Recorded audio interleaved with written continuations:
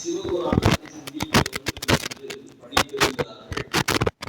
சிவபுராணத்தை பற்றி சொல்லுகிற பொழுது சில நேரம் குறைவாக இருக்கிறது.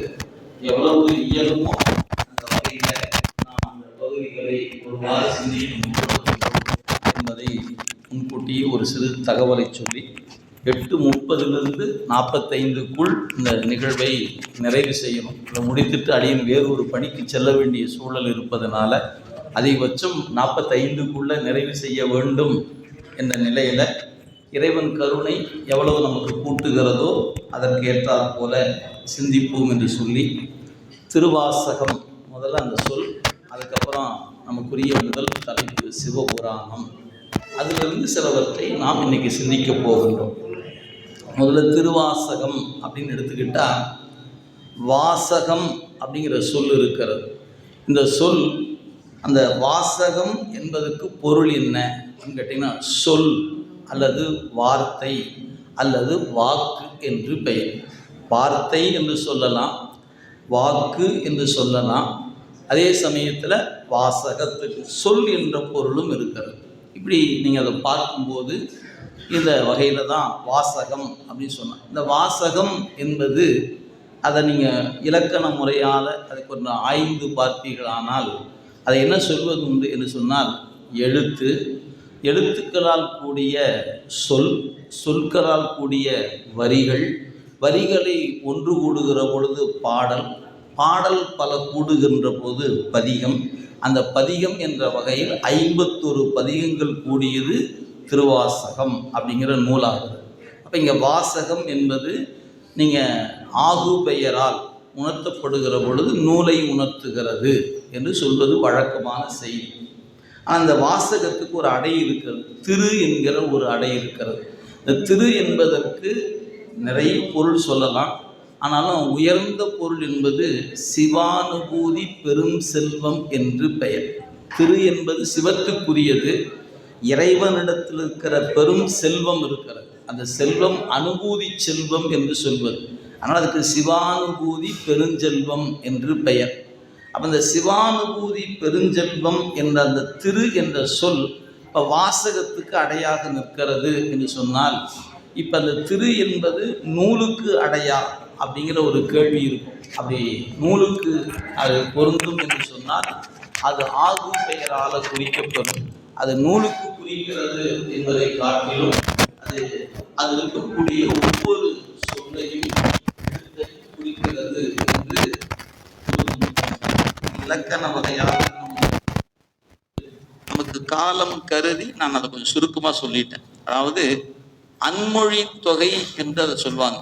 இப்போ திரு ஆகிய செல்வம் என்பது சிவானுபூதி செல்வம். அந்த சிவானுபூதி செல்வத்தை தருவது நூலா அல்லது நூலில் சொல்லப்பெறுகிற வார்த்தைகளா அப்படின்னு கேட்டா, நூல் என்பது பொதுவாக சொன்னீங்கன்னா ஆகு பெயரால் நூலை குறிக்கும்.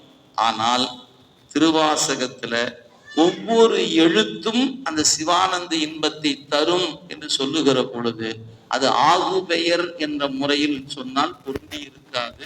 எனவே அன்மொழி தொகை என்று இலக்கண குறிப்பை பெரியவர்கள் வழங்கியிருக்கிறார்கள். அதை பற்றி விரிவாக சொல்லணும், காலம் இல்லை என்பதனால செய்தியா மட்டும் வைத்துக் கொள்ளுங்க.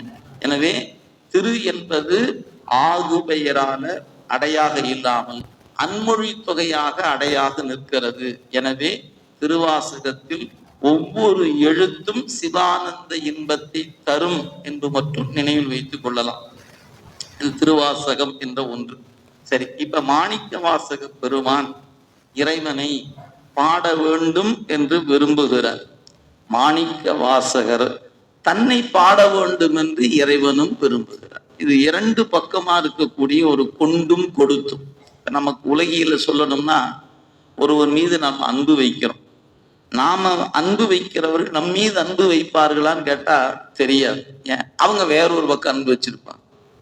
நம்ம புரியுற மாதிரி சொன்ன வச்சுக்கோங்களேன். நம்ம பையன் மேல அன்பு வைக்கிறோம்னா நம்ம பையன் எங்க வச்சிருப்பான், அவன் மனைவி மேல அன்பு வச்சிருப்பான். அவன் நம்ம மேல வச்சிருப்பானான்னு கேட்டா இருக்கும், ஆனா நாம வைக்கிற அளவுக்கு இருக்காது நம்மகிட்ட. இது சும்மா புரிஞ்சுக்கிறதுக்காக ஒரு எடுத்துக்காட்டுக்காக. அப்ப நான் விரும்புகிறேன், இறைவனும் விரும்புகிறான். நான் இறைவனை பாடணும்னு ஆசைப்படுகிறேன், இறைவனும் இவன் நம்மளை பாடட்டும்னு ஆசைப்படுகிறேன். இது ரெண்டு பக்கம் இருக்கிறது. நாமெல்லாம் இருக்கிறோம், நமக்கும் பாடணும்னு ஆசை இருக்குது, ஆனா சாமி அனுமதிப்பாதான்னு தெரியல. சரி, அதனால திருவருள் சிந்திக்கும் பொழுது அந்த வாய்ப்பு எல்லோருக்கும் பொருந்துவதில்லை. அப்ப ரெண்டும் பொருந்தி இருப்பது என்பது மாணிக்க வாசகருக்கு இயல்பாகவே அது பொருந்தி இருக்கிறது. அது எங்க பார்க்கலாம்? அவர் விண்ணப்பிக்கிறார், பாட வேண்டும் நான் போற்றி நின்னையே, பெருமானே உன்னை பாட வேண்டும், உன்னை பாட வேண்டும் என்று வேண்டுகிறார். சரி, அதே இறைவனும் அவரை விரும்புகிறான். எப்படி? அவரு தன்னுடைய குறிப்பில் சொல்றாரு, நாயேனை தன் அடிகள் பாடுவித்த நாயகனை. இறைவன் என்னை பதிகம் பாடுமாறு பணித்தாருங்கிறார். அப்ப இவரும் விரும்புகிறார், இறைவனும் விரும்புகிறார். இது இருதலை காதல் அப்படி சொல்லிக் கொள்ளலாம். இவரும் விரும்புகிறார், இறைவனும் விரும்புகிறார். அப்ப பாட வேண்டும் என்ற ஆசை மாணிக்க வாசக பெருமானிடத்திலும் இருக்கிறது, இறைவனிடத்திலும் இருக்கிறது அப்படிங்கிறத நம்ம புரிந்து கொள்ளலாம். சரி, அப்படிப்பட்ட மாணிக்க வாசகர் இந்த திருவாசகம் என்கிற நூல்ல 51 திருப்பதிகங்கள் நமக்கு கிடைக்க பெற்றிருக்கிறது. அல்ல, முதல் பதிகமாக இருப்பது சிவபுராணம் அப்படிங்கிற பகுதி. அதுதான் இன்னைக்கு நமக்கான தலைப்பு. இதற்குள்ள நுழைவதற்கு முன்பாக நமக்கு ஒரு சின்ன குறிப்பு. நாம சிவபுராணம் சொல்றோம் அப்படின்னு சொன்னா எப்பவுமே ஒரு 4 வரி பாடலை பாடிட்டு தான் சிவபுராணத்துக்குள்ள போவோம்.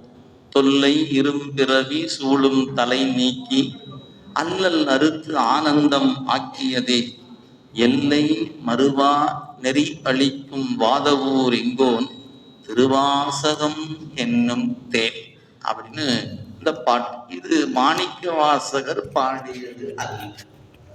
பின்வந்த ஒரு அருளாளர் ஒருவர் திருவாசகத்தை படிச்சு படிச்சு படிச்சு படிச்சு அதை கரைந்து போனார்.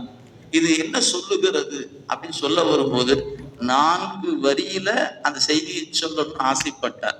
ஏன்னா இந்த வெண்பா என்பது எளிமையான ஒரு பாவகை, எளிதில் மனனம் செய்து கொள்வதற்கு உதவுகிற பா. நீங்க வெண்பாதான் நிறைய புலவர்கள் பாடும்போது, பாடலை பாடும்போது எளிமையா மனசுக்குள்ள அப்படி 4 வரிகள் நம்ம மனதுல நெஞ்சில போய் தைத்து விடும். எனவே வெண்பா அப்படின்னு உண்டு. மாணிக்க வாசகரே திருவெண்பான்னு ஒரு பதிகம் பாடியிருக்கிறார். நமக்கு பின்னாடி நிறைவுல பார்க்கும்போது திருவெண்பா அப்படின்னு ஒரு பதிகம் பாடியிருப்பதை நாம் பார்க்கிறோம். எனவே பா வகையில அது வெண்பா என்ற அமைப்பில் இருப்பது. 4 சீர் வரணும், கடைசி வரி மட்டும் 3 சீர்ல முடிக்கணும். அதுக்கு பேரு வெண்பா அப்படின்னு சொல்லுகிற ஒரு பொதுவான இலக்கணம் இருக்கிறது. அப்ப இந்த பாட்டு என்ன சொல்லுகிறது என்றால் 2 செய்தியை சொல்லுகிறது. பாடுகின்றவர் மாணிக்க வாசகர். சரி, அவர் எந்த இடத்திலிருந்து அல்லது எந்த நெறியில் இருந்து பாடுகிறார் ஒரு செய்தி. அடுத்து அவர் பாடிய அந்த திருவாசகம் என்ன தரும். 2 செய்தி இருக்கிறது. முதல்ல பாடுகிறவர் யார்? என்னுடைய தலைவன் எங்கோன் அப்படிங்கிறவர் பாடுறார். கோன்னா தலைவன், எங்கோன் யார்? அவர் வாதவூர் எங்கோன், வாதவூர் என்ற தலத்தில் அவதாரம் செய்த என்னுடைய தலைவன். சரி, அந்த வாதவூர் தலைவன் யார் அப்படின்னு கேட்டீங்கன்னா, எல்லை மறுவா நெறி அளிக்கும் வாதவூர் எங்கோன் அப்படின்னு சொன்னார். எல்லை மறுவா நெறி அப்படின்னு சொன்னா எதை குறிக்கும் அப்படின்னு கேட்டா, நீங்க எல்லை என்ற சொல்லுக்கு பொதுவா நமக்கு தெரிந்த பொருள் என்ன? ஆட்டையாம்பட்டின்னு சொன்னா அதுக்கு ஒரு எல்லை இருக்குது, ஊரின் எல்லை. சேலம் மாவட்டம்னா அதுக்கு ஒரு எல்லை இருக்கிறது. அதுபோல ஒவ்வொரு தமிழ்நாடுன்னு ஒரு எல்லை இருக்கிறது, இந்தியான்னு ஒரு எல்லை இருக்கு. அப்ப ஒரு நிலப்பரப்பை வரையறை செய்கிற பொழுது ஒரு எல்லை இருக்கிறது.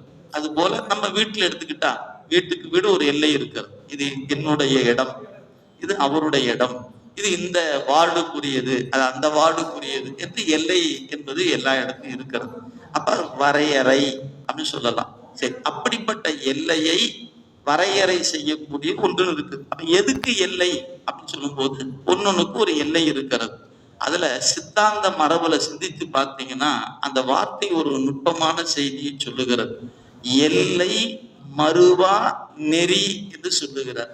அப்படின்னா என்ன பொருள்னா, எல்லை கடந்து நிற்கக்கூடிய நெறி என்று பொருள். எது எல்லை கடந்த நெறி? அது நமக்கு அடுத்து தெரியும். அதுக்கு ஒரு குறிப்பு என்னன்னு கேட்டீங்கன்னா, சித்தாந்தம் படித்திருக்கிறவங்களுக்கு தெரியும், சைவ சமயம் 4 வகையான நெறிகளை தன்னகத்தை கொண்டிருக்கிறது. சரியை, கிரியை, யோகம், ஞானம் என்று படிநிலைகள் 4 நெறி. அல்ல, சரியை அப்படின்னு சொன்னா அது ஒரு எல்லைக்கு வரையறைக்கு உட்பட்டது. கிரியை அப்படின்னு கேட்டா அது ஒரு எல்லை வரையறைக்கு உட்பட்டது. யோகம் என்பது ஒரு எல்லைக்கு உட்பட்டது. ஞானம் என்பது எல்லை வரையறுக்கு அப்பாற்பட்டது. நீங்க அவர் ஞான நெறியில நின்று திருவாசகத்தை கொடுத்தார்னு சொல்லணும். ஆனா அவர் எப்படி சொன்னாரு? எல்லை மறுவா நெறி ஞான நெறி என்று பொருள். நான் இந்த மேடையில் நான் அமர்ந்திருக்கிறேன். கீழே படிக்கட்டுகள் இருக்கிறது. இந்த படிக்கட்டை பார்த்தீங்கன்னா ஒரே போல படிக்கட்டு இருக்கு. ஒரு 3 படிக்கட்டு இருக்கிறது, 4 படிக்கட்டு இருக்குதுன்னா 1 அடி அகலம் இருக்கும், 3 அடி நீளம் இருக்குதுன்னா 3க்கு 1, 3க்கு 1, 3க்கு 1, இப்படியும் ஒவ்வொரு படிக்கட்டா இருக்குது. சரி, ஒரு படிக்கட்டு 3க்கு 1, அடுத்த படிக்கட்டு 3க்கு 1, அடுத்த படிக்கட்டு 3க்கு 1. சரி, 4வது படி நான் மேலே ஏறி உடனே அதுதான் படிக்கட்டாவும் இருக்குது, அதுதான் மேடையாவும் இருக்கு. நீங்க அது கொஞ்சம் நுட்பமா புரிஞ்சுக்கிட்டீங்கன்னா கொஞ்சம் புரிஞ்சுக்கிறதுக்கு எளிதாக இருக்கும். அப்ப ஒவ்வொரு படிக்கும் ஒரு எல்லை வரையறை இருக்கிறது. 3க்கு 1, 3க்கு 1, 3க்கு 1 என்று 3 படிக்கட்டை தாண்டியாச்சு. 4வது படிக்கட்டை நான் கால் எடுத்து வைக்கும் போது 4வது படிக்கட்டாகவும் இருக்கிறது, அது பரப்பாகவும் இருக்கிறது. இப்ப இதுக்கு இருக்கிற எல்லை போல இதுக்கு இல்லைன்னு பொருள். மேடையை பொறுத்த வரைக்கும் ஒரு கணக்கு போட்டு தான் கட்டி வச்சிருப்பாங்க. நீங்க அதை இங்க பொருள் இங்க நினைப்புக்காக சொல்ல வரேன். சரியை என்ற எல்லையை கடந்தீங்கன்னா அது கொண்டு கிரியை என்ற எல்லையில விட்டு விடும். சரி, கிரியையில இருந்தீங்கன்னா அது யோகத்தில் கொண்டு விட்டு விடும். யோகம் என்ன செய்யும்? ஞானத்தில் கொண்டு விட்டு விடும். இந்த ஞானம் இறைவன்கிட்ட கொண்டு விட்டு விடும். இறைவன் எப்படிப்பட்டவன்? எல்லையற்றவன்.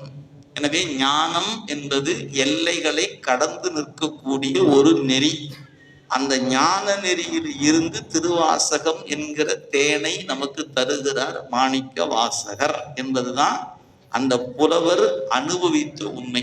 அப்ப எல்லை மறுவா நெறி அளிக்கும் வாதவூர் எங்கோன் என்ன பண்ணாரு? திருவாசகம் என்னும் தேன் தந்தார்.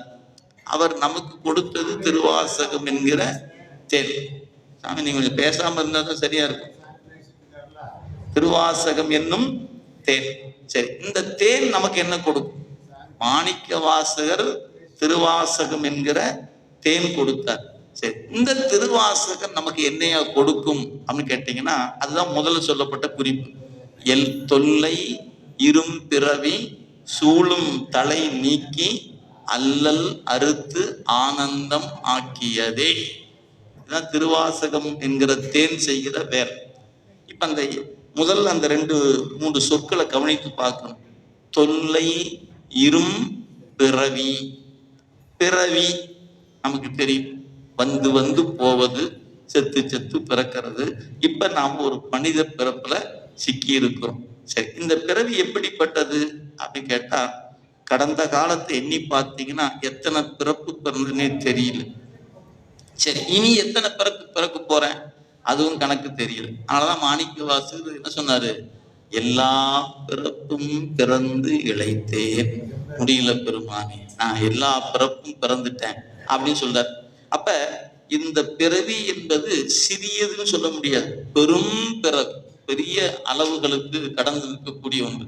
எனவே எல்லையற்றதாகிய பெரும் பிறவியாக இருக்கிறது. இந்த பிறவி இன்னைக்கு வந்ததில்லை, ரொம்ப காலமா என்னை தொடர்கிறது. எனவே தொல்லை என்று ஒரு அடை கொடுத்தார். தொல்லை என்ற சொல்லுக்கு நமக்கு தெரிய ஒரு பொருள் இருக்கு. எது? டிஸ்டர்ப் பண்றாரியா, தொல்லை பண்றாரியா, அந்த தொல்லையில இது. இங்க தொல்லை என்பது தொன்மை என்ற பொருள் குறித்திருக்கு. நீண்ட காலமாக என்னை தொடர்ந்து வருகின்ற பெரும் பிறவி. சிறிய பிறவி இல்லை, பெரும் பிறவி. ஏன்னா எத்தனை பிறப்பு பிறந்தன்னு எனக்கே தெரியல, இன்னும் பிறக்க வேண்டியது எத்தனை தெரியாம இருப்பதுனால இந்த பிறவி கணக்கில் அடங்காததாக இருப்பதனால அது பெரும் பிறவி என்று குறித்திருக்கிறார். எனவே தொன்று வருகின்ற பெரும் பிறவி, தொல்லை இரும் பிறவி. இந்த பிறவி எதனால வந்துச்சு அப்படின்னு கேட்டீங்கன்னா ஆணவம் என்கிற ஒரு அழுக்கு நம்ம அறிவுல கலந்து நிக்குது. நம்முடைய அறிவு தூய்மையான அறிவு அல்ல. நம்முடைய அறிவு அழுக்கோடு கூடிய அறிவு. இந்த அழுக்கு நீக்கணும். எனவே நமக்கு இறைவன் பிறவி என்ற ஒன்றை ஏன் கொடுத்திருக்கிறார் அப்படின்னு கேட்டீங்கன்னா, அழுக்கை நீக்கிக்கிறதுக்கு வாய்ப்பாக இந்த பிறவியை நமக்கு கொடுத்திருக்கிறார். அப்ப பிறவியின் நோக்கம் என்னன்னா, அறியாமை என்கிற அழுக்கை நீக்கி கொள்ளுதல் வேண்டும். அது நீங்குவதற்கு தான் நாம பிறந்திருக்கிறோம். பிறவியின் நோக்கமே அழுக்கு நீக்குவதற்காகத்தான். இது அப்படி நீங்க சித்தாந்தம் படிச்சீங்கன்னா, மலத்தால் ஆம் அப்படிம்பார். முதல் சூத்திரத்தை படிச்சு உங்களுக்கு தெரியும். அவன், அவள், அது என்னும் அவை மூ வினைமை. கண்ணால் காணப்படுகிற உலகம், ஒருவன், ஒருத்தி, ஒன்று என்று சுட்டப்பட்ட இந்த பிரபஞ்சம் உற்பத்தி, திதி, நாசம் உடைத்து இந்த உலகம் தோன்றும், நிற்கும், அழி. இப்படி தோன்றி நிற்கக்கூடிய இந்த உலகம் ஏன் தோற்றுவிக்கப்பட்டது அப்படிங்கிற போது மெய்கண்டார் சொன்னார், மலத்தால் ஆம். அப்படின்னா என்ன பொருள்? உயிரிடத்தில் இருக்கிற ஆணவ மலம் என்கிற அறியாமையை நீக்கிக் கொள்வதற்காகவே பிறவி என்கிற ஒரு வாய்ப்பு வழங்கப்படுகிறது என்பதுதான் மெய்கண்டார் அருளிய முதல் சூத்திரத்துல சொல்லப்படுகிற செய்தி. அப்ப பிறப்பு நோக்கம் என்னன்னா, அறியாமையை நீக்கிக் கொள்ளுதல் வேண்டும். அந்த பிறவிக்கு காரணமாக இருப்பது பாசம் என்கிற ஆணவ மலம். அதைத்தான் தலை என்று சொல்லால் குறித்தார். ஆக தொல்லை இரும் பிறவி சூழும் தலை, இது என்ன தொடர்ந்துகிட்டே இருக்குது. எனவே இந்த அறியாமையாகிய இருள் காரணமாக நான் தொடர்ந்து பிறந்து கொண்டே இருக்கின்றேன். அப்படிப்பட்ட தலையாக இருக்கக்கூடிய அந்த தடையை தகர்க்கக்கூடிய ஆற்றல் இந்த திருவாசகம் என்னும் தேனுக்கு இருக்கிறது. எனவே சூழும் தலை நீக்கி, அல்லல் அறுத்து, அல்லல்னா துன்பம், துன்பத்தை நீக்கி என்ன பண்ணுச்சு?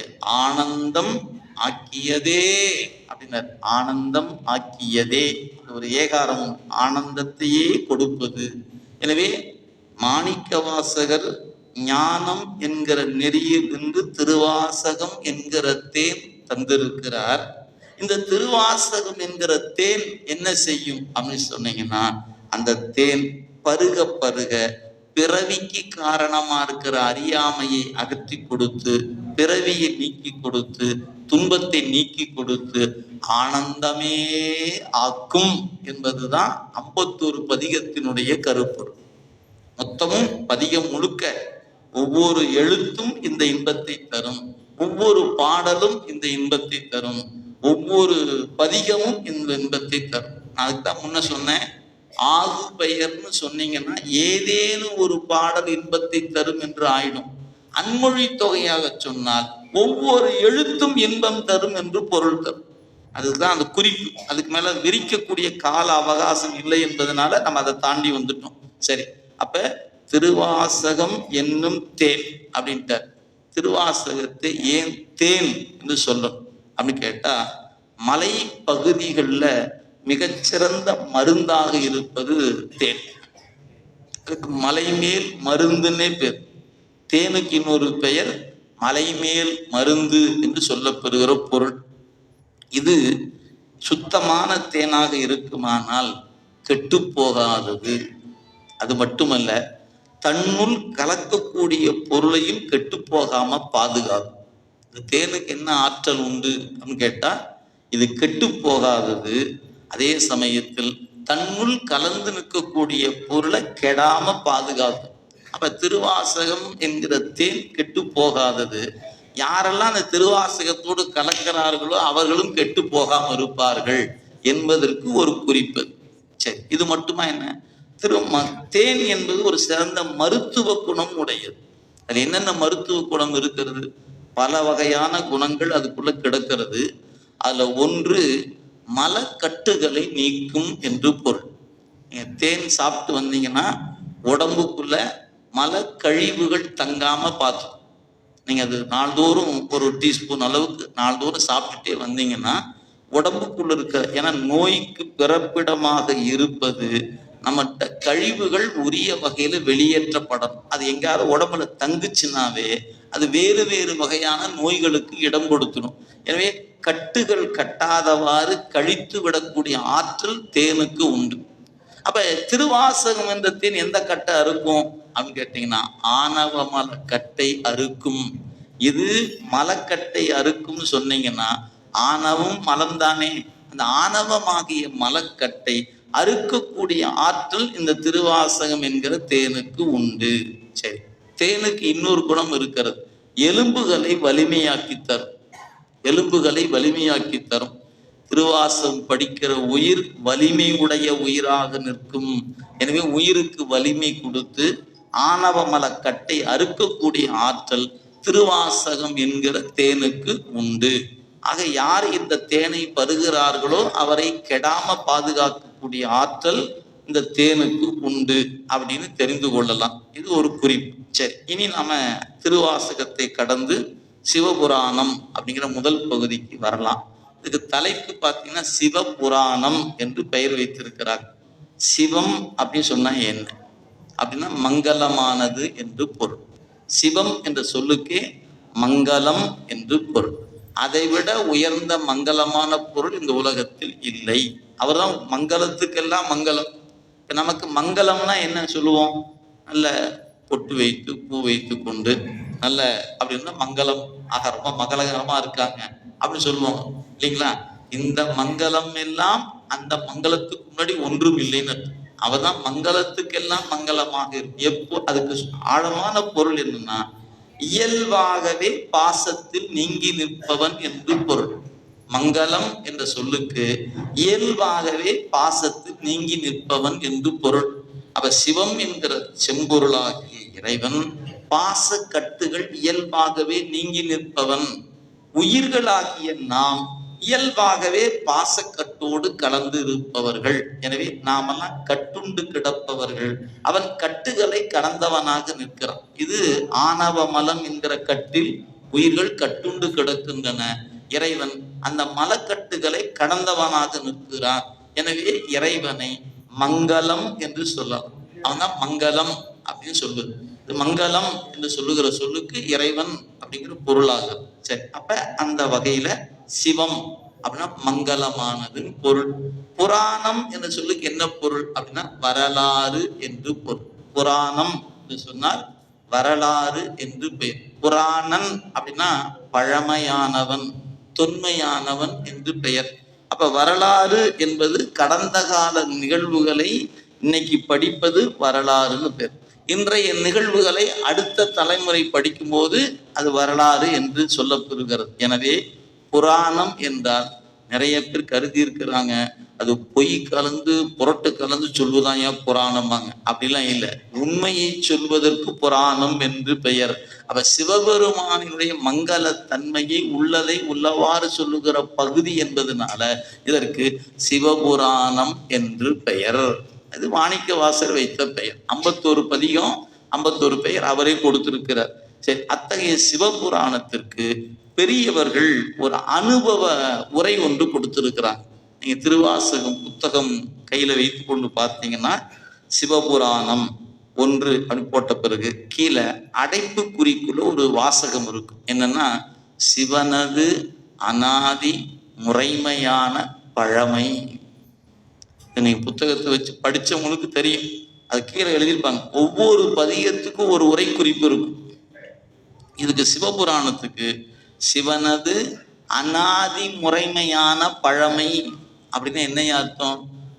இறைவனாகி அந்த பெருமான் காலந்தோறும் எப்ப ரொம்ப தொன்மை காலம் தொட்டு இன்னைக்கு வரைக்கும் உயிர்களுக்கு எப்படி அருள் செய்கிறார், எப்படியெல்லாம் அருள் செய்கிறார் என்று சொல்லுகிற பகுதி என்பதனால இதற்கு அனாதி முறைமையான பழமை என்று பெயர். அவர் அருள் செய்வது புதுசுனா இல்லை, அது பல அவர் ஏற்கனவே செஞ்சுக்கிட்டு இருக்கிறவராயா, இப்பவும் செஞ்சிட்டு இருக்கிறார், நாளைக்கும் செய்வார்.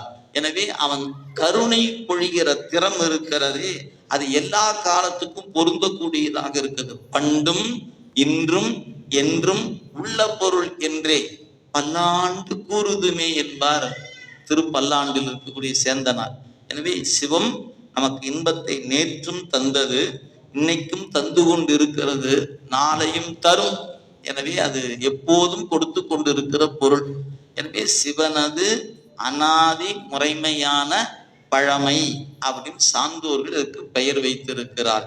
அத்தகைய சிவபுராணத்துல உள்ள நுழைகிற பொழுது ஒரு அருமையான அப்படியே 5 எழுத்து மந்திரத்தை சொல்லி தொடங்குகிறார் சிவபுராணத்தை. 5 எழுத்து மந்திரம் நமக்கெல்லாம் தெரியும். நம சிவாய என்பது மந்திரம். அது சிவாய நம என்று சொல்லப்பெறும். நம சிவாயன்னு சொல்லலாம், சிவாய நமன்னு சொல்லலாம், சிவய சிவன்னு சொல்லலாம், சிவ சிவன்னு சொல்லலாம், சீன்னு சொல்லலாம்.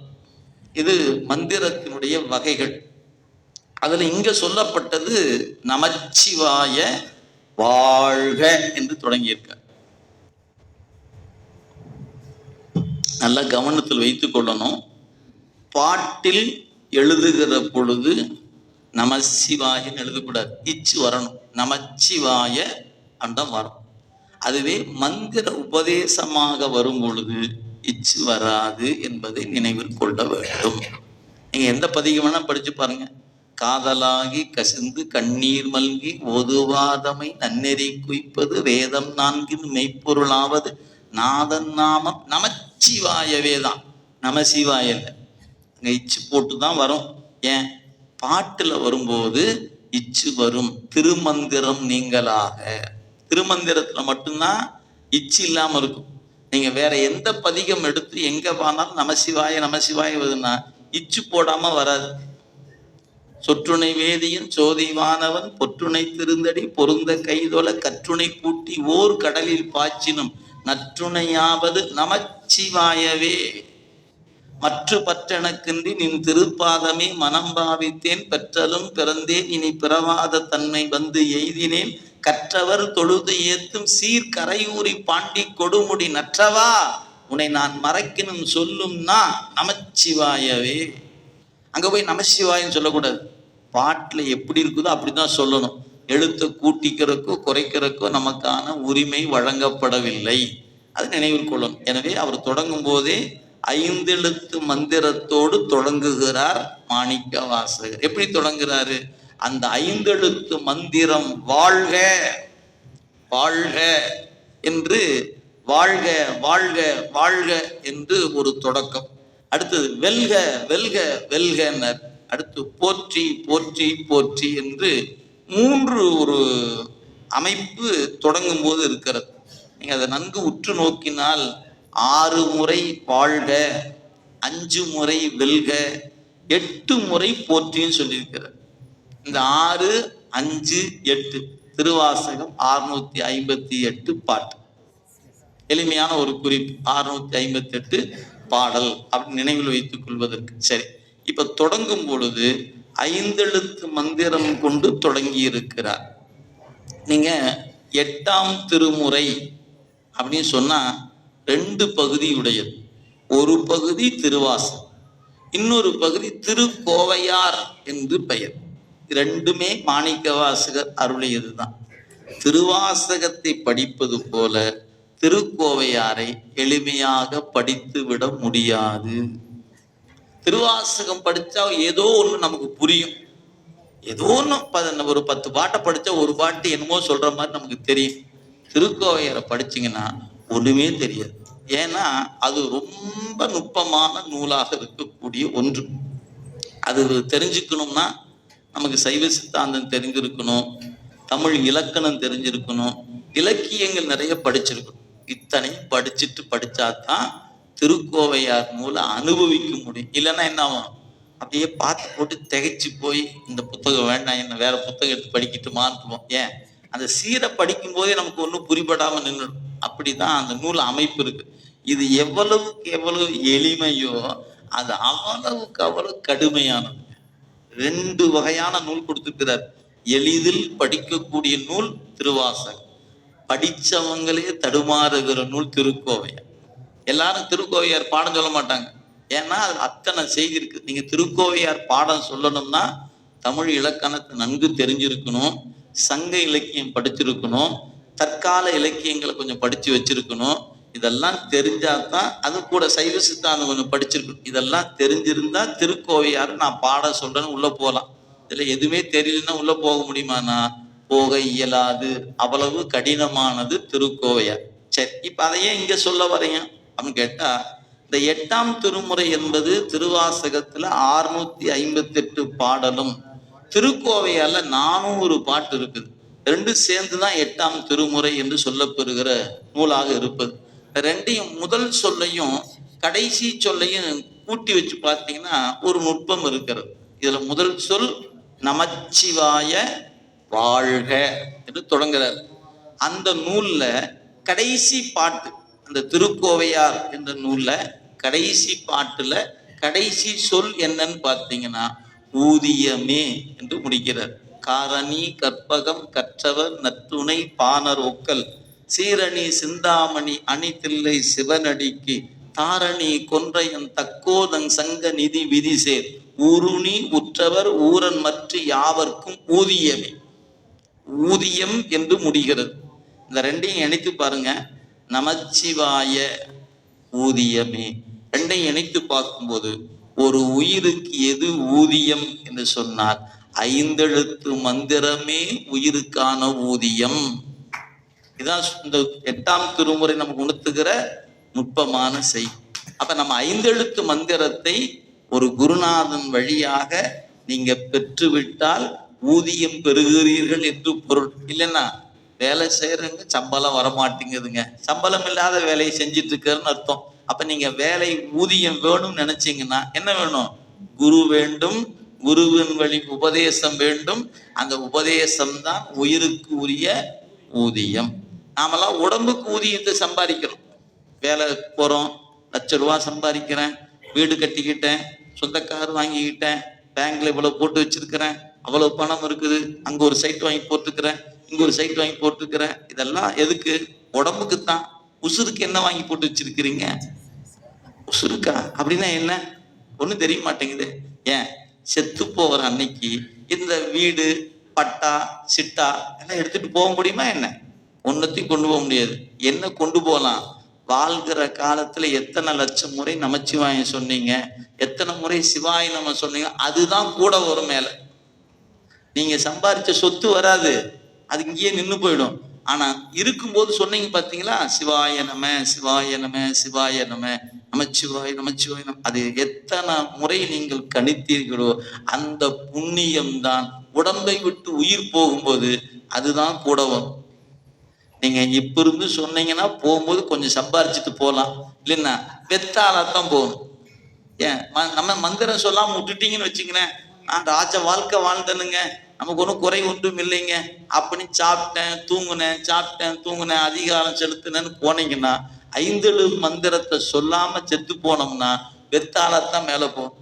நீங்க தான் முடிவு பண்ணணும், சம்பாரிச்சுட்டு போலாமா வெத்தாலா போலாமா? யார் கையில் இருக்குது? உங்க கையில் இருக்கிறது. எனவே ஊதியம் எது என்றால் 5 எழுத்து மந்திரமே உயிருக்கான ஊதியம். இதைத்தான் திருவாசகத்துல முதல்ல தொடங்கினாரு, திருக்கோவையால நிறைவு செய்து. ரெண்டையும் இணைத்து பார்த்தீங்கன்னா இதுதான் ஊதியம் என்று பொருள். சரி, இப்ப நமச்சிவாய வாழ்கன்னு சொன்னார். வாழ்க, அது வாழ்கன்னா யாருக்கும் நம்ம சொல்ல வேண்டியதில்லை. வாழ்கன்னா என்ன? வாழ்கன்னா வாழ்க அப்படிங்கிற செய்தி ஒன்றும் குறை ஒன்றும் இல்லை. ஆனா அந்த எழுத்து இருக்கு பாருங்க, ஒவ்வொரு எழுத்தும் ஒரு பொருளை குறிக்கும். நீங்க நமசிவாய என்று சொல்லும் போது ஒவ்வொரு எழுத்தும் ஒரு பொருளை குறிக்கும். அதுல என்ன குறிப்பு அப்படின்னு கேட்டா, இத பொருள் விளக்கம் சொல்லும் போது சிவாய நம என்று வைத்துக் கொண்டு பொருள் சொல்வது ஒரு வழக்கம் இருக்கிறது. சி என்றால் சிவம், சி என்ற சொல்லுக்கு சிவம் என்று பொருள். வா என்றால் திருவருள் என்று பொருள். யா என்ற சொல்லுக்கு உயிர். நாமெல்லாம் உயிர் நிலையை சார்ந்தவர்கள், நம்மை குறிக்கும் யா என்ற எழுத்து. ந என்ற ஒரு எழுத்து இருக்கிறது, மா என்ற ஒரு எழுத்து இருக்குது. இந்த நகரம் என்பது மறைப்பு சக்தி என்று பெயர். மறைப்பாற்றல், வடமொழியில திரோதான சக்தி என்று பெயர். மா என்பதுக்கு ஆணவ மலம், அறியாமை என்று பெயர். இப்ப இந்த 5 எழுத்தும் 5 பொருளை குறித்திருக்கிறது அப்படிங்கிறத நீங்க நினைவில் வைத்துக் கொள்ளணும். தொடங்கும் போது இப்படித்தான் தொடங்குறார், நமச்சிவாய என்று தொடங்குகிறார். அப்படியே அந்த பாட்டை அப்படியே படிச்சுட்டு உள்ள போனீங்கன்னா ஒரு இடத்துல சொல்றாரு, நானேயோ தவம் செய்தேன் சிவாய நமயன பெற்றேன். தவம் பண்ணீங்கன்னா சிவாய நம கிடைக்கும். என்னென்ன தவம் பண்ணட்டும்? நம சிவாய நம சிவாய நம சிவாய அப்படின்னு தவம் பண்ணீங்கன்னா சிவாய நம என்பதை ஒரு நாள் பெறலாம். அதுதான் குறிப்பு. எப்ப நீங்க நமச்சிவாயம் சொல்ல போறீங்க, எப்ப சிவாய நம்ம நோக்கி வரப்போறோங்கிறது உங்க கையில இருக்கிறது. சரி, அப்ப இந்த 5 எழுத்தும் 5 பொருளை குறிக்கிறது. நீங்க ஒவ்வொரு முறையும் மந்திரம் சொல்லும் பொழுது சிவம் வாழ்க, திருவருள் சக்தி வாழ்க, உயிர் வாழ்க, ஆணவ மலம் வாழ்க, மறைப்பு சக்தி வாழ்க, இப்படி தனித்தனியா வாழ்க வாழ்கன்னு பிரிச்சிங்கன்னா பொருள் வந்துடும். சரி, இறைவன் வாழ்கன்னு சொன்னா பரவாயில்ல, அருள் வாழ்கன்னு சொன்னா பரவாயில்ல, நான் வாழ்கன்னு சொன்னாலும் மகிழ்ச்சி தான். எனக்கு துன்பம் தருகின்ற ஆணவ மலம் வாழ்கன்னு சொன்னா என்னையா நியாயம்? நான் வாழ்க மா வாழ்கன்னு சொன்னா நான்னா திரோதான சக்தின்னு பேர். அந்த திரோதான சக்தியில குறிக்கப்பெறுகிற பொருள் 2 பொருள், ஒன்று மாயை, இன்னொன்று கண்மம். ரெண்டும் வாழ்கனர். அது கூட கொஞ்சம் உதவி செய்கிற பொருள் வாழ்கன்னு சொன்னா தப்பு இல்லை. ஆனா அந்த ஆணவ மலம் இருக்குதே அதை போய் வாழ்கங்கிறார். ஏன் வாழ்கன்னு சொன்னாரு அப்படின்னு கேட்டா, உங்களுக்கு ஒரு பழமொழி தெரியுங்க. அதாவது, நிழலினுடைய அருமை வெயிலில் தெரியும், சிவத்தின் பெருமையை எப்ப நீங்க உணர முடியும்? இந்த மலத்துல சிக்குண்டு கிடக்கிற பார்த்தீங்களா, தவிக்கிற தவிப்ப சிவத்தினுடைய கருணைக்கு ஆளாகும் போது, அடக்கடவுளே இத்தனை நாளா இதுல சிக்கிக்கிட்டு தான் இவ்வளவு பாடுபட்டனான்னு புரியுற அன்னைக்கு தெரியும். அது அந்த மலம் வாழ்க என்று ஏன் சொன்னார்னா, அந்த மலம்தான் நம்மை என்னாகிறது, பிறவிக்கு கொண்டு வந்து விட்டுருக்குது. இந்த பிறவியினாலதான் எதை அறிஞ்சுக்கிட்டோம்? சிவம் என்கிற பொருள் அறிகிற வாய்ப்பு நமக்கு கிடைச்சிருக்கு. பிறவிக்கே வரலன்னா சிவமே தெரியாம போயிருக்குமே. எனவே அந்த மலம் வாழ்க என்று ஒரு குறிப்பு கொடுத்திருக்கிறார். இதுக்கு இன்னொரு குறிப்பு இருக்கிறது, அது பிறகு ஒரு தடவை பார்த்து கொள்ளலாம். எனவே 5 எழுத்து மந்திரம் வாழ்கனர். அடுத்தது நாதன் தாழ் வாழ்க. இறைவனுடைய நாதன்னா தலைவன் அர்த்தம். 5 எழுத்து மந்திரம் வாழ்க. அதுக்கப்புறம் அந்த தலைவன் வாழ்கனர், நாதன் தாழ் வாழ்க. இதுல ஒரு குறிப்பு என்னன்னு கேட்டீங்கன்னா, மூல நூல் படிச்சீங்கன்னு வச்சுங்களேன், அந்த நமச்சிவாய வாழ்க என்பதுல வா ஒரு நெடில் கொடுத்து, அப்புறம் ஒரு அழ்க அப்படின்னு இருக்கும், ஆ போட்டு இழ்க அப்படி கொடுத்துருப்பாங்க. வா போட்டு ஒரு ஆ போட்டு இழ் க வாழ்க அப்படின்னு இருக்கும். அப்படின்னா என்ன அர்த்தம்? அந்த வா என்ற எழுத்த இன்னொரு மாத்திரை சேர்த்து சொல்லணும்னு அர்த்தம். நீங்க வாழ்கன்னு சொல்லக்கூடாது, அடுத்த இடத்துல வாழ்கன்னு சொல்லிடலாம். நாதன் தாள் வாழ்க, இமைப்பொழுதும் என் நெஞ்சு நீங்காதான் தாள் வாழ்க, கோகலி ஆண்ட குருமனிதன் தாள் வாழ்க வாழ்க வாழ்க அப்படி சொல்லிடலாம். ஆனா முதல் முறை சொல்கிற வாழ்க என்பது அப்படி இல்லை. வாழ்க வாழ்க, ஆவ தனியே பிரிக்க கூடாது. அதுக்கு பேரு அளவடை என்று இலக்கணத்துல பேருங்க. ஒரு மாத்திரை கூட்டணும்னு அர்த்தம். எனவே அந்த ஆ என்ற எழுத்து ஒரு மாத்திரை, குறில் ஒரு மாத்திரை, நெடில் 2 மாத்திரை. அப்ப வா என்ற நெடிலோடு ஒரு ஆ போட்டுக்கிறார். நீங்க அப்ப வா அழுகன்னு படிக்கலாமா என்ன? அப்படி படிக்க கூடாது. வா என்பதை இன்னும் கொஞ்சம் சேர்த்தி சொல்லுன்னு அர்த்தம். அப்ப நமச்சிவாய வாழ்க வாழ்க அப்படிங்கும் போது அந்த ஆ அதுக்குள்ளேயே அடங்கணும். இப்படி சொல்வதுதான் மந்திர ஆற்றலுக்குரிய குறிப்பு. ஆனா பெரும்பாலும் நம்ம அவ்வளவுலாம் கவனிச்சு சொல்ல மாட்டோம். நம்ம சிவாய வாழ்க, நாதந்தாள் வாழ்க, இமை பொழுதும் அப்படின்னு வேகமா ஓடித்தான் பழக்கம். ஒருவேளை பொறுமையா சொன்னீங்கன்னா நினைவில் வைத்துக் கொள்ளுங்க, அந்த வாழ்க மட்டும் ஒரு மாத்திரை கூட்டி சொல்ல வேண்டும் என்பதை நினைவிற்கொள்ளுங்க. மூல நூல் அப்படித்தான் இருக்கிறது, மறந்துடக்கூடாது. அடுத்தடுத்து வருகிற வாழ்கெல்லாம் இயல்பா வாழ்கன்னு சொன்னா போதும். சரி, இப்ப 5 எழுத்து மந்திரம் வாழ்க, அதற்குரிய தலைவன் வாழ்க அப்படின்னாரு. அடுத்த வரி சொன்னார், இமைப்பொழுதும் என் நெஞ்சின் நீங்காதான் தாழ் வாழ்க. இங்கதான் பார்க்க, இமைப்பொழுதும் என் நெஞ்சின் நீங்காதான் தாழ் வாழ்க அப்படின்னு கொடுத்திருக்கிறார். இந்த இமைப்பொழுதும் என்றால் என்ன அப்படின்னா, அப்படிங்கிறது பேர் ஒரு மாத்திரைன்னு பேர், ஒரு நொடி அப்படின்னு சொல்லுது. இந்த கண் இமை வந்து சேர்ந்து பிரிகின்ற நேரம், அப்படிங்கிறதுக்குள்ள அது வந்து ஒட்டி பிரிஞ்சிடும். அது பேர் இமைப்பொழுதும் என்று பெயர். அதை இன்னும் கொஞ்சம் விரித்து சொன்னீங்கன்னா ஒரு மாத்திரை அளவு என்று பெயர். சரி, சுவாமி என்கிட்ட எப்படி இருக்கிறாரு? இமைப்பொழுதும் என் நெஞ்சின் நீங்காதான் என்று குறித்திருக்கிறார். இதுல ஒரு சின்ன இலக்கண குறிப்பு என்னன்னா, நெஞ்சில் என்று சொல்லுவதா நெஞ்சின் என்று சொல்வார். என்ன சொன்னா என்னையா, ரெண்டும் ஒண்ணுதானே அப்படின்னா, இன் என்பது உயர்ந்த பொருளை தரும். இல் என்பதை விட நெஞ்சில் அப்படின்னு சொன்னீங்கன்னா, மலையிலிருந்து வீழ்கிற அருவி அப்படி மலையிலிருந்து கொட்டுகிற அருவி அப்படிங்கிற போல வேறொரு பொருளா நிற்கும். நெஞ்சின் அப்படிங்கிறதா உயர்ந்த பொருளை தரும். எனவே நீங்க முடிவு பண்ணிக்கலாம், ரெண்டு தப்பு கிடையாது. நெஞ்சில் என்று சொன்னாலும் குற்றம் இல்லை, நெஞ்சின் என்று சொன்னாலும் பிழை இல்லை. ஆனா இல்லை விட இன் போட்டீங்கன்னா இன்னும் கொஞ்சம் இன்பம் கூடுதலா நிற்கும். இமை பொழுதும் என் நெஞ்சின் நெஞ்சின் அப்படின்னு சொல்லும் போது சொல்லி பாருங்க, இன்பம் எப்படி இருக்குன்னு பார்த்துக்கணும். நெஞ்சில் அப்படிங்கிறது வேற, நெஞ்சின் என்பதுக்கு பொருள் வேறு. எனவே இமை பொழுதும் என் நெஞ்சின். இப்ப இமை பொழுதும் என்பதற்கு மாத்திரை பொழுது, ஒரு நொடி பொழுது சொல்லிட்டோம். இது சும்மா போற போக்குல சிந்திக்கிற வரி. ஆனால் இதற்கு அது முழுமையான பொருள் அல்ல. பிறகு என்ன பொருள்? இமை பொழுதும் என்பதற்கு எப்பொழுதும் என்று பொருள். இமை பொழுதும் என்றால் எப்பொழுதும் என்று பெயர். சரி, அடுத்த கேள்வி கேட்கலாம், எப்பொழுதும் என்றால் என்ன? ஏங்க எப்பொழுதும்னா என்ன? எப்பொழுதும் தான், காலை மாலை இரவு பகல் இப்படி சொல்லலாம். ஆமா சொல்லிக்கலாம், எப்பொழுதும். இதுவும் பொருள் தான். ஆனா சரி, அப்படியே எப்பொழுதும் என்றால் இரவு பகல், இரவு பகல் எப்போதும் அப்படி வச்சுக்கலாமா? வச்சுக்கலாம். இதுவும் பொருத்தமானதுதான். ஆனா இதை விட இன்னொரு நுட்பமான பொருள் அந்த சொல்லுல இருக்குது. என்ன பொருள் அப்படின்னு கேட்டா, நீங்க சைவ சித்தாந்தம் படித்திருந்து உங்களுக்கு தெரியும், உயிர்கள் பிறப்புக்கு வருவதற்கு முன்பு ஆணவ மலம் என்கிற மலத்துக்குள்ள கிடந்தது. இப்ப பிறப்புக்கு நாம வந்திருக்கிறோம். சரி, வந்த பிறகு நாம இப்ப என்ன ஆகிறோம்? கொஞ்சம் கொஞ்சமா செத்து செத்து பிறந்து பிறந்து மெல்ல மெல்ல பக்குவப்பட்டு கொஞ்சம் கொஞ்சமா ஞானத்தை பெற்று, என்னைக்கு ஞானத்தை முழுசா நல்லா பெறுகிறோமோ அன்னைக்கு இறைவன் திருவடியில போய் இன்பமா இருப்போம். சரி, நேற்று ஆணவ மலத்துக்குள்ள கிடந்தோம், இன்னைக்கு உடம்போடு கூடி பிறவியில கிடக்கிறோம், நாளைக்கு இறைவனுடைய திருவடியில இருப்போம். 3 இடம் நினைவில் வைத்துக் கொள்ளுங்க. நேற்று பிறவியே இல்லை, ஆணவம் என்கிற அழுக்கில் சேற்றில் அழுந்தி கிடந்த நிலை.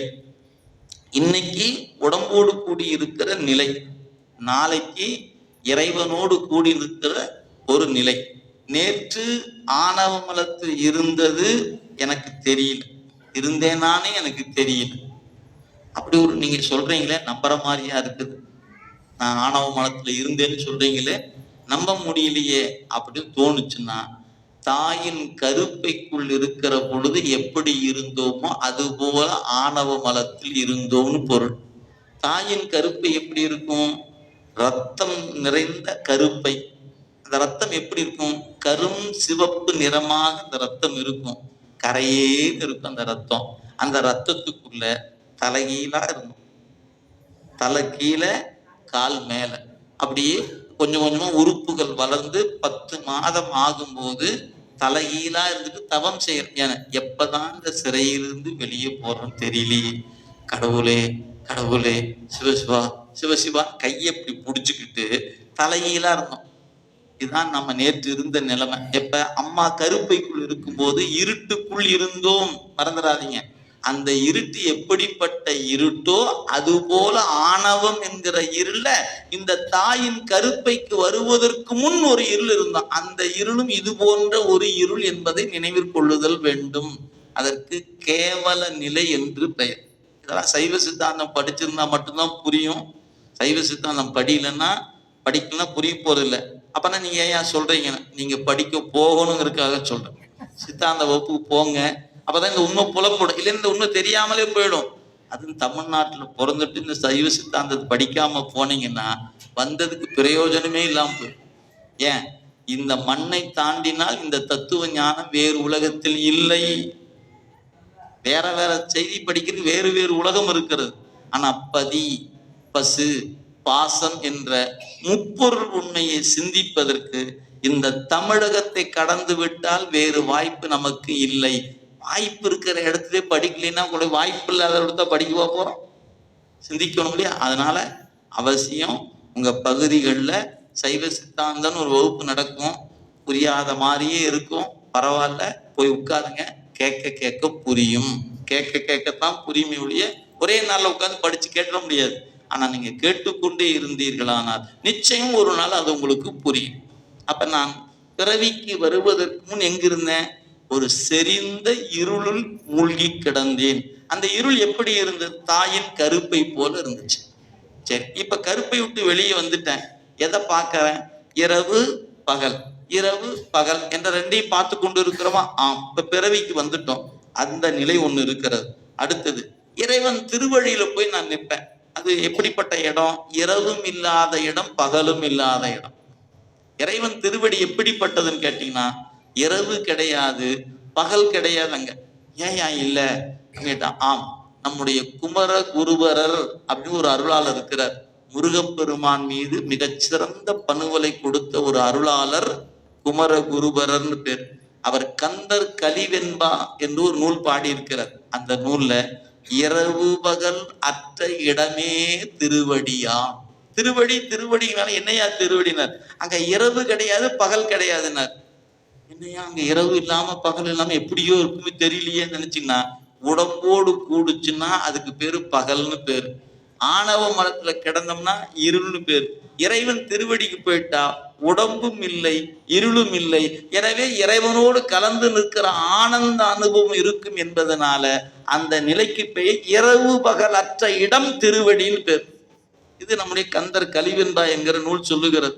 சரி, அங்க சொல்லப்படுகிற இடத்துக்கு அப்ப நமக்கு நேற்று பிறவிக்கு வாராத போது ஆணவம் என்ற இருளில் இருந்தோம். பிறவிக்கு வந்த போது உடம்பு என்ற கூட்டுக்குள்ள கிடக்கிறோம். நாளைக்கு உடம்பை விட்டுட்டு இறைவனோடு கலந்து நிற்போம். சரி, இந்த 3 இடத்திலும் இறைவன் நம்ம கூட இருக்கானா இல்லையா? இதை நீங்க சிந்திக்கும். நான் நேற்று ஆணவ மலத்தில் இருக்கும் போது இறைவன் என்னோடு இருந்தானா இல்லையா? இல்லை அப்படின்னு சொன்னீங்கன்னா அது பொய். ஏன்? அவன் எங்கும் இருப்பவன், எப்போதும் இருப்பவன். எங்கும் இருப்பவன், எப்போதும் இருப்பவன். நேற்று நான் செறிந்த இருளுக்குள்ள கடந்த போது என்னை விட்டு நீங்கியா நின்னா? இல்ல, என் கூட தான் இருந்தான். ஆனா எனக்கு என்ன தெரியல, அவன் என் கூட இருக்கிறது தெரியல. சரி, இங்க இப்ப பிறவிக்கு வந்துட்டோம். இப்ப நம்முடைய உயிர் உடம்பு என்கிற கூட்டுக்குள்ள கட்டுண்டு கிடக்குது.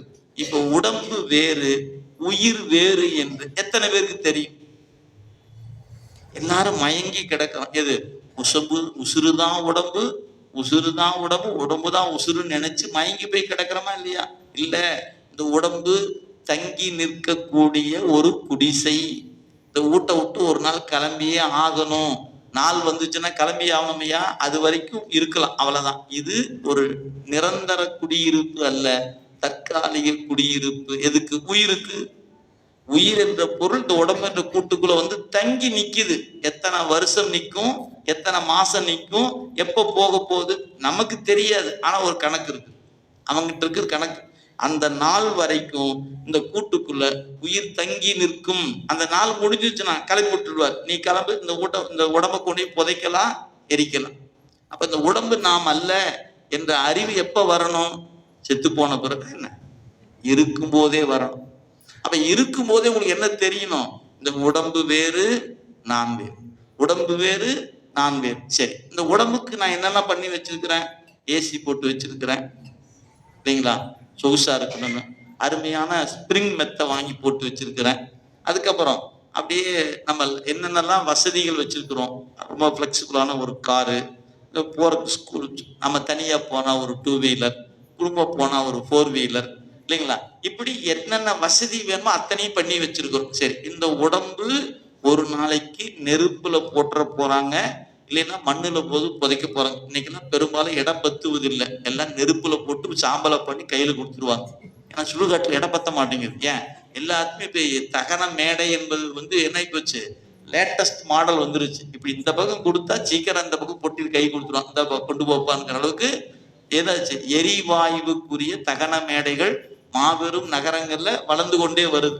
அப்ப என்னாச்சு, புதைக்கிறதுக்கு இடம் பத்தல, எரிச்சு கையில கொடுத்துருவாங்கன்னு வச்சுங்களேன். அப்ப இந்த உடம்பு அழிந்து போகிற உடம்புக்காக வீடு கட்டி வச்சிருக்கிறோம், காரு வாங்கி வச்சிருக்கிறோம், பைக்கு வாங்கி வச்சிருக்கிறோம், இத்தனையும் பண்ணி வச்சிருக்கிறேன். இந்த உடம்பு என்ற கூட்டுக்குள்ள உசுர் என்ற பொருள் தங்கி இருக்குதுல்ல, அந்த உயிருக்கு என்னையா பண்ணி வச்சிருக்கிற?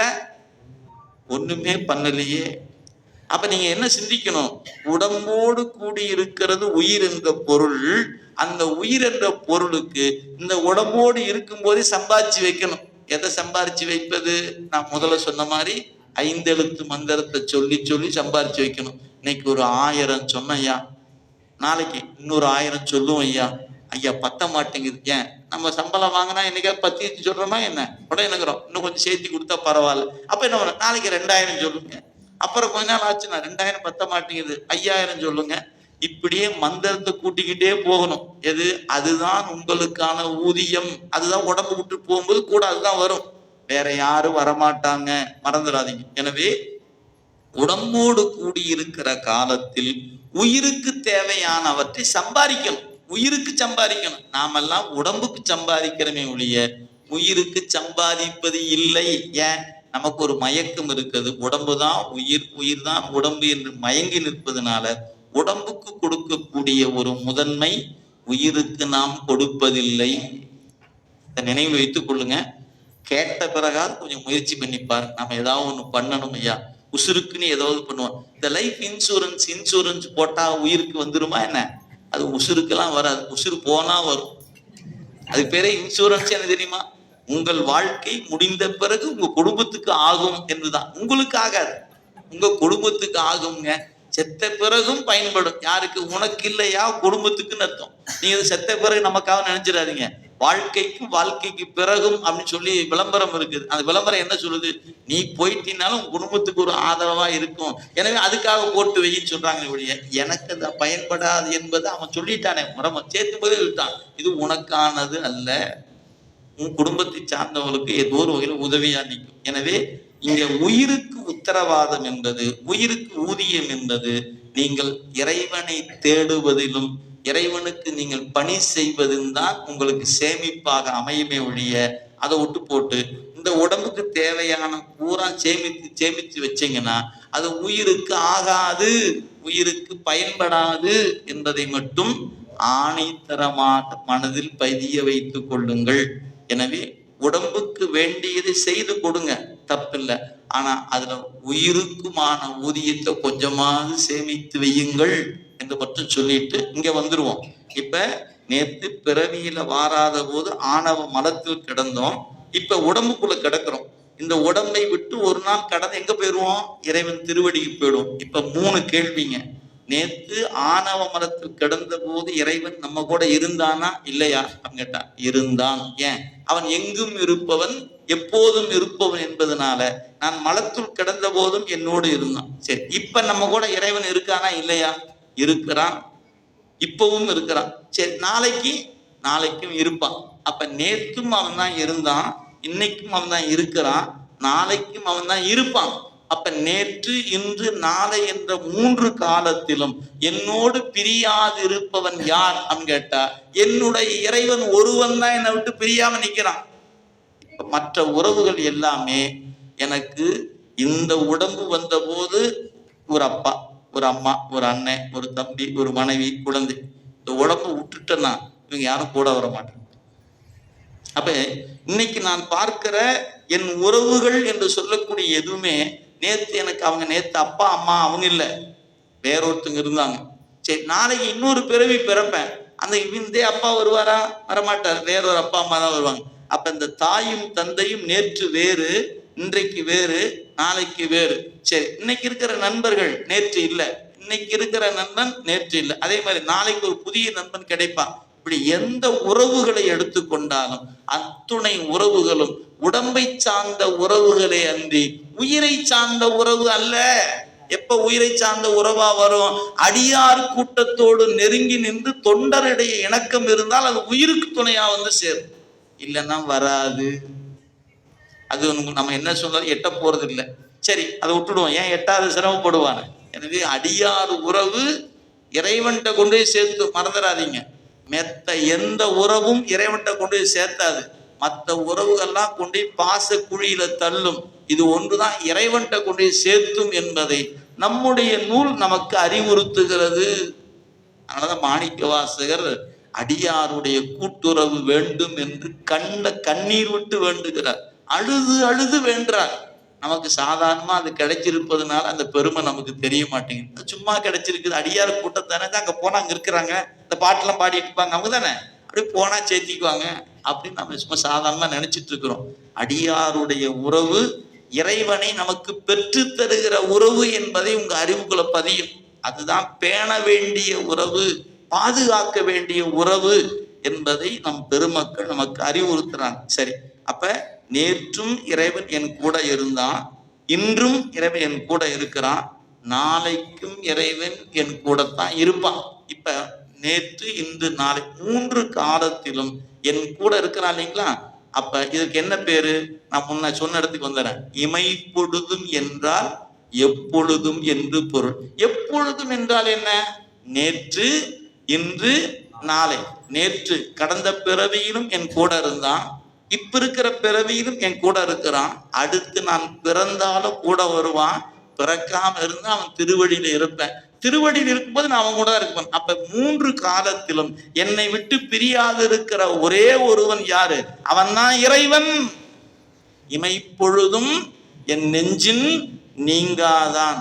இமைப்பொழுதும் என்ற சொல்லுக்கு எப்பொழுதும் என்று பொருள். எப்பொழுதும் என்பது கேவலம், சகலம், சுத்தம் என்று பெயர். சித்தாந்த கலை சொல்லணும்னா கேவல நிலை, சகல நிலை, சுத்த நிலை, 3 நிலையிலும் நம்மோடு இருப்பவன் இறைவன் ஒருவனே.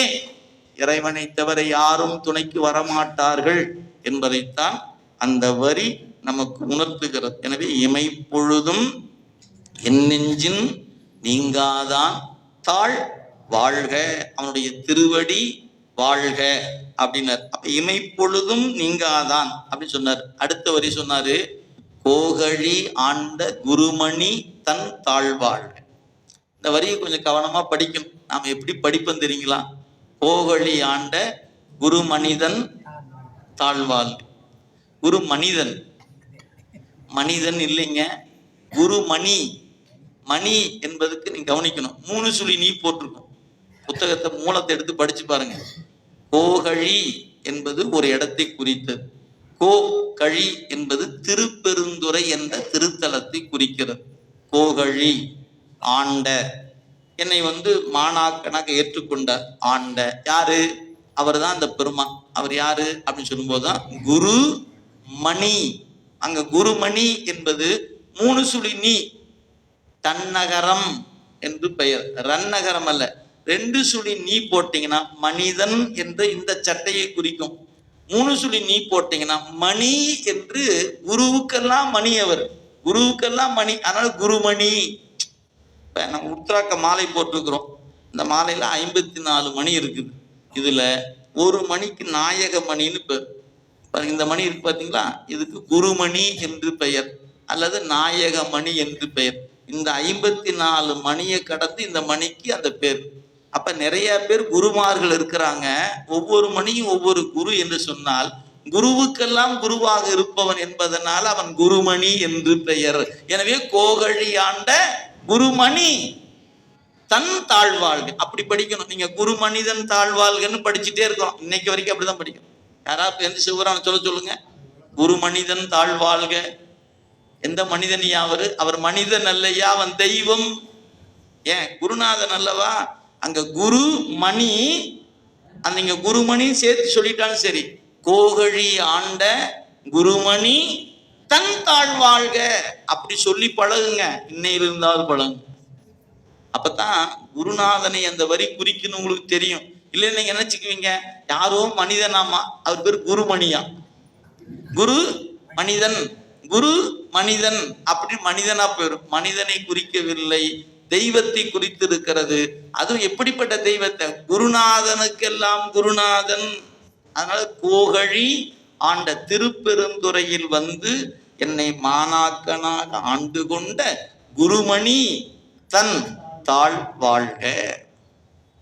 நம்ம ஒரு 4-5 வரி படிக்கிறதுக்குள்ளே நம்ம எவ்வளவு தவறு பண்றோம்னு பாருங்க.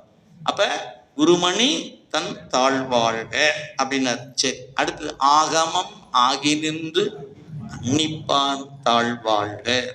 ஆகமம் என்றால் நூல் என்று பொருள். ஆகமம் என்ற சொல்லுக்கு நூல் என்று பொருள். அது பொது வகையால நூல் என்பதை குறித்து, சிறப்பு வகையால இறைவனை பூசிக்கின்ற வழிபாட்டு நெறியை சொல்வதற்கு ஆகம நூல் என்று பெயர். இறைவன் நம் சமயத்துல, சைவ சமயத்துல இறைவன் என்று சொல்லப்பெறுகின்ற அந்த குருநாதன் நமக்காக 2 வகையான நூல்களை கொடுத்திருக்கிறார். ஒரு நூலுக்கு வேதம் என்று பொருள், இன்னொரு நூலுக்கு ஆகமம் என்று பொருள். வேதம் என்பது என்ன, ஆகமம் என்பது என்ன, இந்த ரெண்டையும் முதல் தெரிஞ்சுக்கணும். வேதம் என்பது பொது நிலையில் எல்லா தெய்வ வழிபாட்டையும் சொல்வது. அது எல்லை தெய்வத்துல தொடங்கி எந்தெந்த தெய்வங்கள் உலகத்தில் இருக்கிற அத்தனை தெய்வத்தையும் அது சொல்லும். இப்ப மழை வேண்டுமா, வருணனை கூப்பிடுங்க, இது வேண்டுமா அவனை கூப்பிடுங்க, இப்படி பண்ணுங்க, அப்படி. இதெல்லாம் எங்க இருக்குது, வேதத்துக்குள்ள இருக்கிறது. சரி, ஆகமம் என்று வந்தா சிவபெருமானே முழு முதற் கடவுள் என்று சொல்லுகிற நூலுக்கு ஆகம நூல் என்று பெயர். வேதம் என்பது பொது நூல் என்று பெயர், ஆகமம் என்பது சிறப்பு நூல் என்று பெயர்.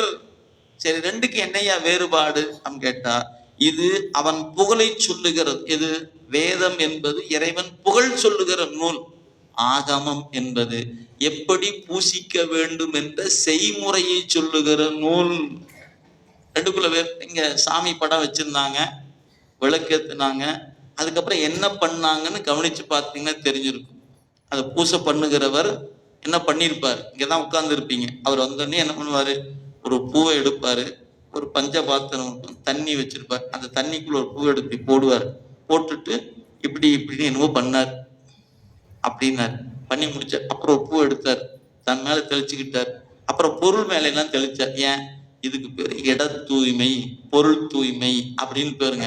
ஒரு பூசை செய்பவன் முதல்ல தன்னை தூய்மைப்படுத்தி கொள்ளணும், அப்புறம் பூசை செய்கிற இடத்தை தூய்மைப்படுத்தணும். அதுக்கு என்ன சொல்லணும், தண்ணி தெளிச்சாவே இட தூய்மை ஆயிடும். ஏன், புறந்தூய்மை நீரான் அமையும் வள்ளுவர் சொல்லியிருக்கிறார். தண்ணி தெளிச்சா இடம் தூய்மை ஆயிடும். அதனால செத்து போனா கூட பணத்தை படுத்து தூக்கிட்டு போனா உடனே கூட்ட கழுவி விடுறோமா இல்லையா, தூய்மை ஆயிடுச்சு. அதுதான் தூய்மை, வேற ஒன்றும் இல்லை. போய் குளிக்கிறோம் இல்லையா, அதுதான் தூய்மை. இது தூய்மை. அப்ப தண்ணி தெளிச்சுக்கிட்டாவே தூய்மை தான், மூழ்குனா அதை விட தூய்மை. சரி, அப்ப இந்த பூ தேங்காய் பழம் எல்லாத்தையும் தண்ணி தெளிச்சார். இப்ப பொருள் தூய்மையாச்சு. இப்ப என்ன பண்ணாரு, விளக்கேற்றி இருப்பார். விளக்கேற்றின போது சாமி படத்துல பெருமான் வரணும். அவருக்கு என்ன ஒரு இருக்கைகள் சொல்லியிருப்பார். ஆமா போற்றி, அரவ இருக்கை போற்றி, சிம்ம இருக்கை போற்றின்னு சொல்லியிருப்பார். இருக்கைகள் போற்றி விட்டுனே கொஞ்சோண்டு பூ எடுத்து வச்சு அப்படியே கையை மேல தூக்கி தலைக்கு மேல கொண்டு நிறுத்தி, அப்புறம் அப்படியே அந்த பாட்டு முடியிருக்குள்ள மறுபடியும் கையை கீழே கொண்டு வந்து அப்படியே அந்த பூ அப்படியே அந்த திருப்படத்துல சொரிந்திருப்பார். இதுவே சிவலிங்க திருமேனி ஆச்சுன்னா திருமேனி மேல சொரியணும்.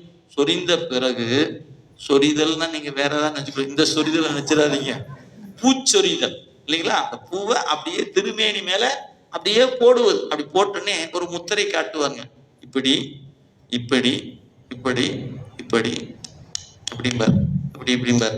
அப்படியே காட்டி முடிச்சுட்டு என்னமோ பண்றாரு மட்டும் தெரியுதியா, அவ்வளவுதான். ஏதோ பண்றாருன்னு தெரிஞ்சிருச்சு. என்ன பண்றாரு, பண்ணிட்டு போறாரு, அவர் பாடுது. சரி, இப்ப பண்ணி முடிச்சுட்டார். அப்புறம் என்ன பண்ணாரு, ஒரு ஊதுபத்தி எடுத்தார், அப்படியே ஊதுபத்தி காட்டினார். அப்புறம் அது கீழே வச்சார், ஒரு பூ போட்டார். அடுத்து ஒரு விளக்கு எடுத்தார், ஒரு அப்படியே காட்டினார், அப்புறம் வச்சுட்டார். அப்புறமேல தேங்காய் பழம் முதல்ல இருந்து பாருங்க அதெல்லாம் தண்ணி மேல தெளிச்சு சாமிகிட்ட கொண்டாந்து அதை வச்சு தொட்டு, சாமி அமுது செய்யுங்க, சாமி அமுது செய்யுங்க அப்படின்னு சொல்லிக்கிட்டார். அதுக்கப்புறம் ஒரு கற்பூரம் வச்சு தீபாவளி காட்டினார். அப்புறம் ஒரு போற்றி சொன்னார். அதுக்கப்புறம் ஒரு பஞ்சபுராணம் பாடினார். நீங்க சிந்திக்கணும், இறைவன் என்ற ஒருவனை முதல்ல ஒரு வடிவத்துல, அது படமா இருக்கலாம், திருமேனியா இருக்கலாம்னா எழுந்தருள செய்தல் வேண்டும். அதான் அவர் முதல் செய்த வேலை. என்ன பண்ணாரு, பூவை கையில வச்சுக்கிட்டு ஒன்று மாறி நின்று என்னை மயக்கிடும்னு பாடி இருக்கணும் இல்லைன்னா, பாயானை மனத்தானை மனத்துள் நின்ற கருத்தானை பாடினாரு. பாடி முடிச்சு அந்த பாட்டை முடிக்கும் போது அந்த பூவை அப்படியே திருமேனி மேல படத்துல போட்டார். இப்ப என்ன அர்த்தம், சாமி அங்க வந்துட்டாருன்னு அர்த்தம். ஏன் அதுக்கு முன்னாடி இல்லையா, என்ன இல்ல, அதாவது இணைப்புகள் இருந்தாலும் சுவிட்ச் ஆன் பண்ணாதான் லைட் தெரியும். அது ஏற்கனவே ஒரு இணைப்பு இருக்குது, அது பக்கவாட்டு இணைப்புல இணைச்சிருந்தாலும் சுவிட்ச் ஆன் பண்ணாதானே லைட் தெரியும். அது போல இவர் அந்த பூ அப்படி போட்டோன்னே சாமி வந்துடுவார் அந்த இடத்துக்கு. ஏன்? அந்த பூவுக்கு அவ்வளவு பெரிய ஆற்றல் இருக்கிறது, மறந்துடாதீங்க. பூவிற்கு இறைவன் இறங்கி வருவது போல ஒண்ணுக்கும் இறங்கி வரமாட்டாருங்க. அதனால நம்முடைய சமய நெறிகள் பூவை ரொம்ப முதன்மைப்படுத்தி பாடி இருக்கிறது. தண்ணி இருந்தா போதும், பூ இருந்தா போதும், புண்ணியம் பண்ணிடலாம். புண்ணியம் பண்ணோம்னா என்ன வேணும்? தண்ணி பூ ரெண்டு போதும். புண்ணியம் செய்வார்க்கு பூ உண்டு நீர் உண்டு, திருமூல நாயனார் சொல்லியிருக்கிறார். இப்ப அந்த பெருமானை எழுந்தல பண்ணி முடிச்சோன்னே அவர் போல திருவடிக்கு நீர், உட்கொள்ள நீர், உச்சிக்கு நீர், அப்படி 3 முறை தண்ணி விட்டுருப்பார். அப்புறம் தூபம் காட்டினார், தீபம் காட்டினார், அமுது ஊற்றினார். நீங்க சிந்திக்கணும், இதுக்கெல்லாம் ஒரு பாட்டு பாடியிருப்பார். தூபம் காட்டும் போது சலம்போபடு தூபம் மறந்தறிய, விளக்கு காட்டும் போது இல்லக விளக்கது, அமுதூட்டும் போது அன்னம் பாலிக்கும், கற்பூரம் காட்டும் போது கற்பனை கடந்த சொற்பான்னார். இப்ப நீங்க கவனிக்கணும், இதுக்கப்புறம் இது, இதுக்கப்புறம் இது, இதுக்கப்புறம் இப்படி செய்முறையை வரிசைப்படுத்தி கொடுக்கிற நூலுக்கு ஆகம நூல் என்று பெயர். அதுல எந்த பாட்டை பாடணும்னு நினைக்கிறோம் பாடினார் பாருங்க, அதுக்கு பேரு வேதம்னு. பாடுகிற பாட்டு வேதம், செய்முறைக்கு ஆகமம் என்று பெயர். இப்ப ரெண்டு சேர்ந்து போகுது. இப்ப இந்த வழிபாட்டுல என்ன இருக்குன்னு கேட்டா ஆகமமும் இருக்கிறது, வேதமும் இருக்கிறது. இங்க என்ன வேதம் இருந்துச்சு? தமிழ் வேதம் இருந்தது, ஆகமம் இருந்தது. எப்படி பூசிக்க வேண்டுமோ தூபம் காட்டி தீபம் காட்டி அமுது ஊட்டுதல் வேண்டும் என்பது ஆகமம் சொல்லுது. அதனால தூபம் காட்டினாரு, தீபம் காட்டினாரு, அமுது ஊட்டினாரு. அப்புறம் போற்றி சொல்லு, போற்றி போற்றி போற்றி, வணக்கம் வணக்கம் வணக்கம் சொல்லி முடிச்சு ஒரு தீபாரணை காட்டினார். இதுதான் செய்முறைன்னு பேர். அப்ப ரெண்டு இருக்குது அதுக்குள்ள. செய்முறை ஒன்று இருக்கிறது. அப்படி தூபத்தை காட்டும் போது எந்த பாட்டு பாட வேண்டும் என்று சொல்லப்படுகிறதோ அந்த பாட்டுக்கு வேதம் என்று பொருள். இதைத்தான் வடமொழியில செய்முறை ஒன்று இருக்கும், அவங்க வேதம் பாடுகிறார்கள். அவ்வளவுதான். நம்ம தமிழ்ல பாடுறோம், அவங்க வடமொழியில் பாடுறாங்க. செய்முறை என்பது எல்லாத்துக்கும் ஒண்ணுதான். அவரும் கையை இப்படித்தான் காட்டுவாரு, நாமளும் கையை அப்படித்தான் காட்டி ஆகணும். ஏன்? வாங்க உட்காருங்கன்னு சொன்னா எப்படி காட்டுறது? அப்படின்னா இதுக்கு மொழி வேணுமா என்ன? இங்கிலீஷ் வேணும், தமிழ் வேணும், மலையாளம் வேணுமா என்ன? ஒரு மொழியும் வேண்டியதில்லை. இப்படின்னா வந்துருவோம், இப்படின்னா உட்கார்ந்துக்குவோம் இல்லையா? அமைதியா இருக்கிறியா, அதான் பேச்சே வேண்டியதில்லை. இப்படின்னா அமைதியாயிருமா இல்லையா? அப்ப செய்கை சிலவற்றை நமக்கு உணர்த்துதா இல்லையா? உணர்த்துகிறது. என்னப்பா வேலை முடிஞ்சிருச்சா? தம்ஸ் அப். அப்படி கையை காட்டினா முடிஞ்சிச்சு, அவ்வளவுதான். எத்தனை குறியீடு வச்சிருக்கிறோம் இல்லைங்களா?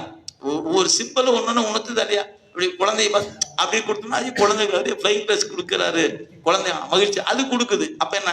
இது முத்தம் கொடுக்கிறோம், அது குழந்தைக்கு கொடுக்கிறோம். அப்ப ஒரு கை காட்டும் போது எத்தனை குறியீடுகள் இருக்கிறது. இதுல பார்த்தேன், போக்குவரத்துல போலீஸ்கார் நிக்கிறார், இப்படின்னா நின்னுக்கிறோம், இப்படின்னா போறோம்.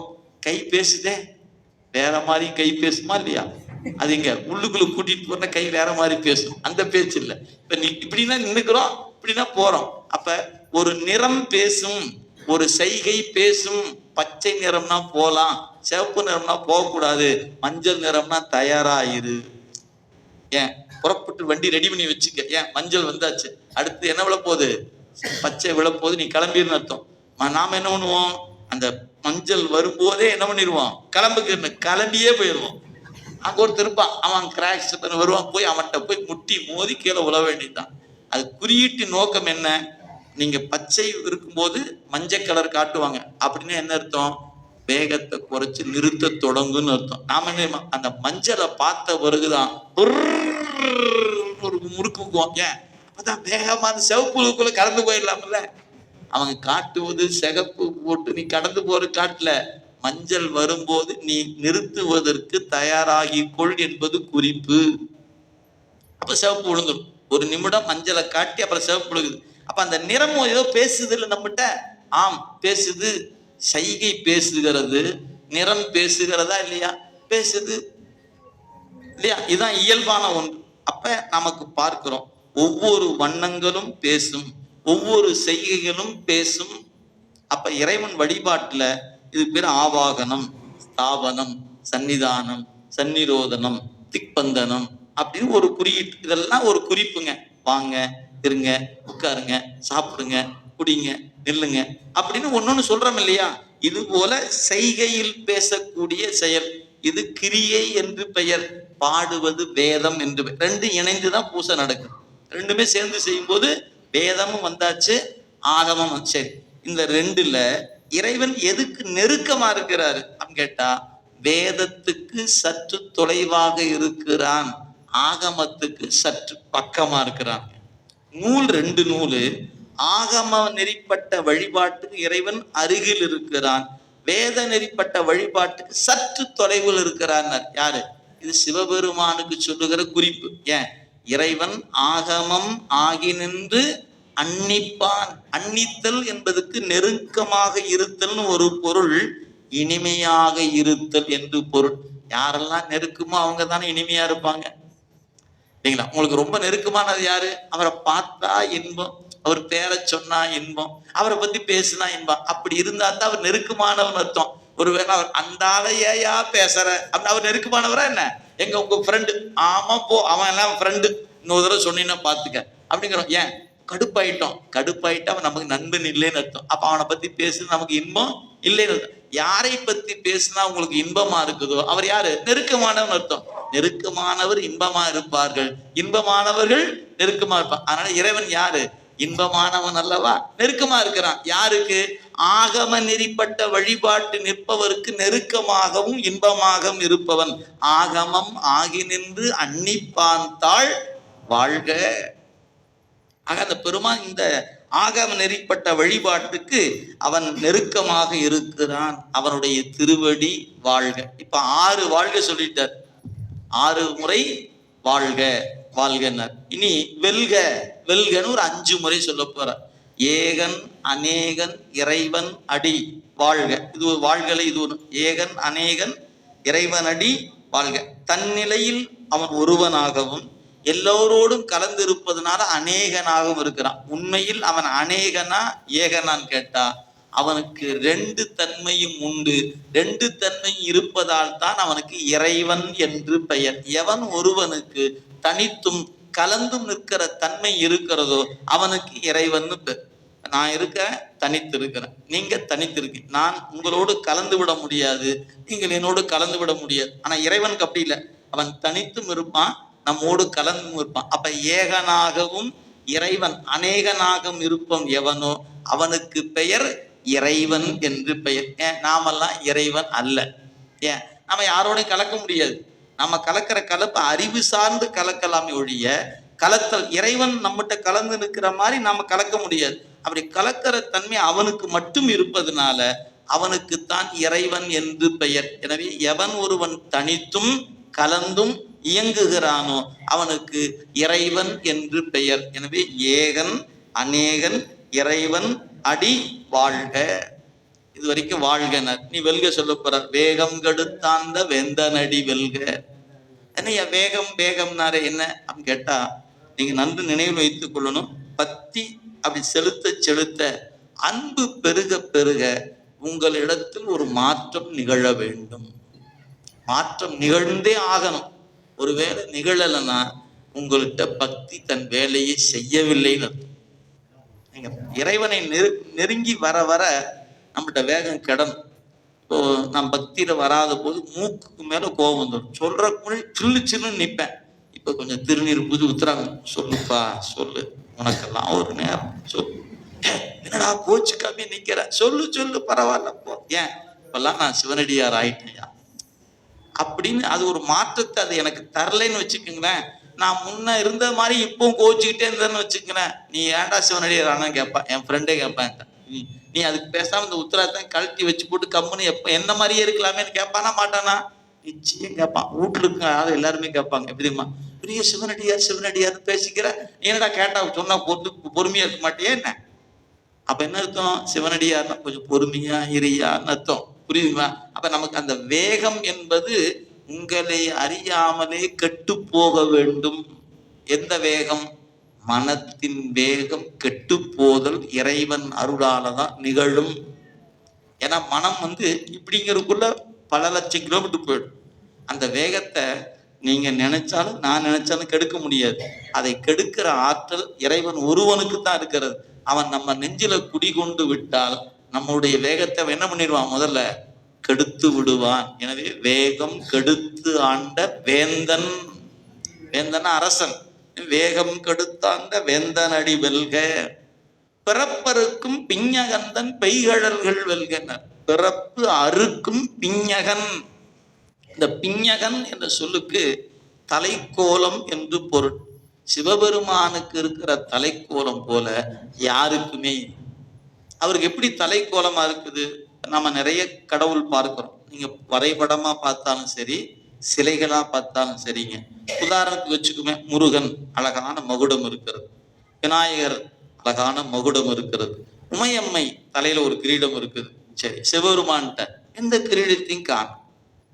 திருமாலை போய் பார்த்தா வைரத்துல போட்டிருக்கிறாரு, நவரத்னத்தை போட்டு வச்சிருக்கிறாரு. இந்திரனை பார்த்தா அவருக்கு ஒரு கிரீடம் இருக்குது. பிரம்மாவை பார்த்தா 4 தலைக்கு 4 கிரீடம் போட்டு வச்சிருக்கிறாரு. ஏய்யா, எங்காலுக்கு ஒரு கிரீடத்தை கூட காணா, உங்களுக்கு 4 கிரீடம் வேண்டியதா இருக்குதா அப்படின்னு பார்த்தா சந்தேகமா, அது கோபம் கூட வரத்தான் செய்யுது.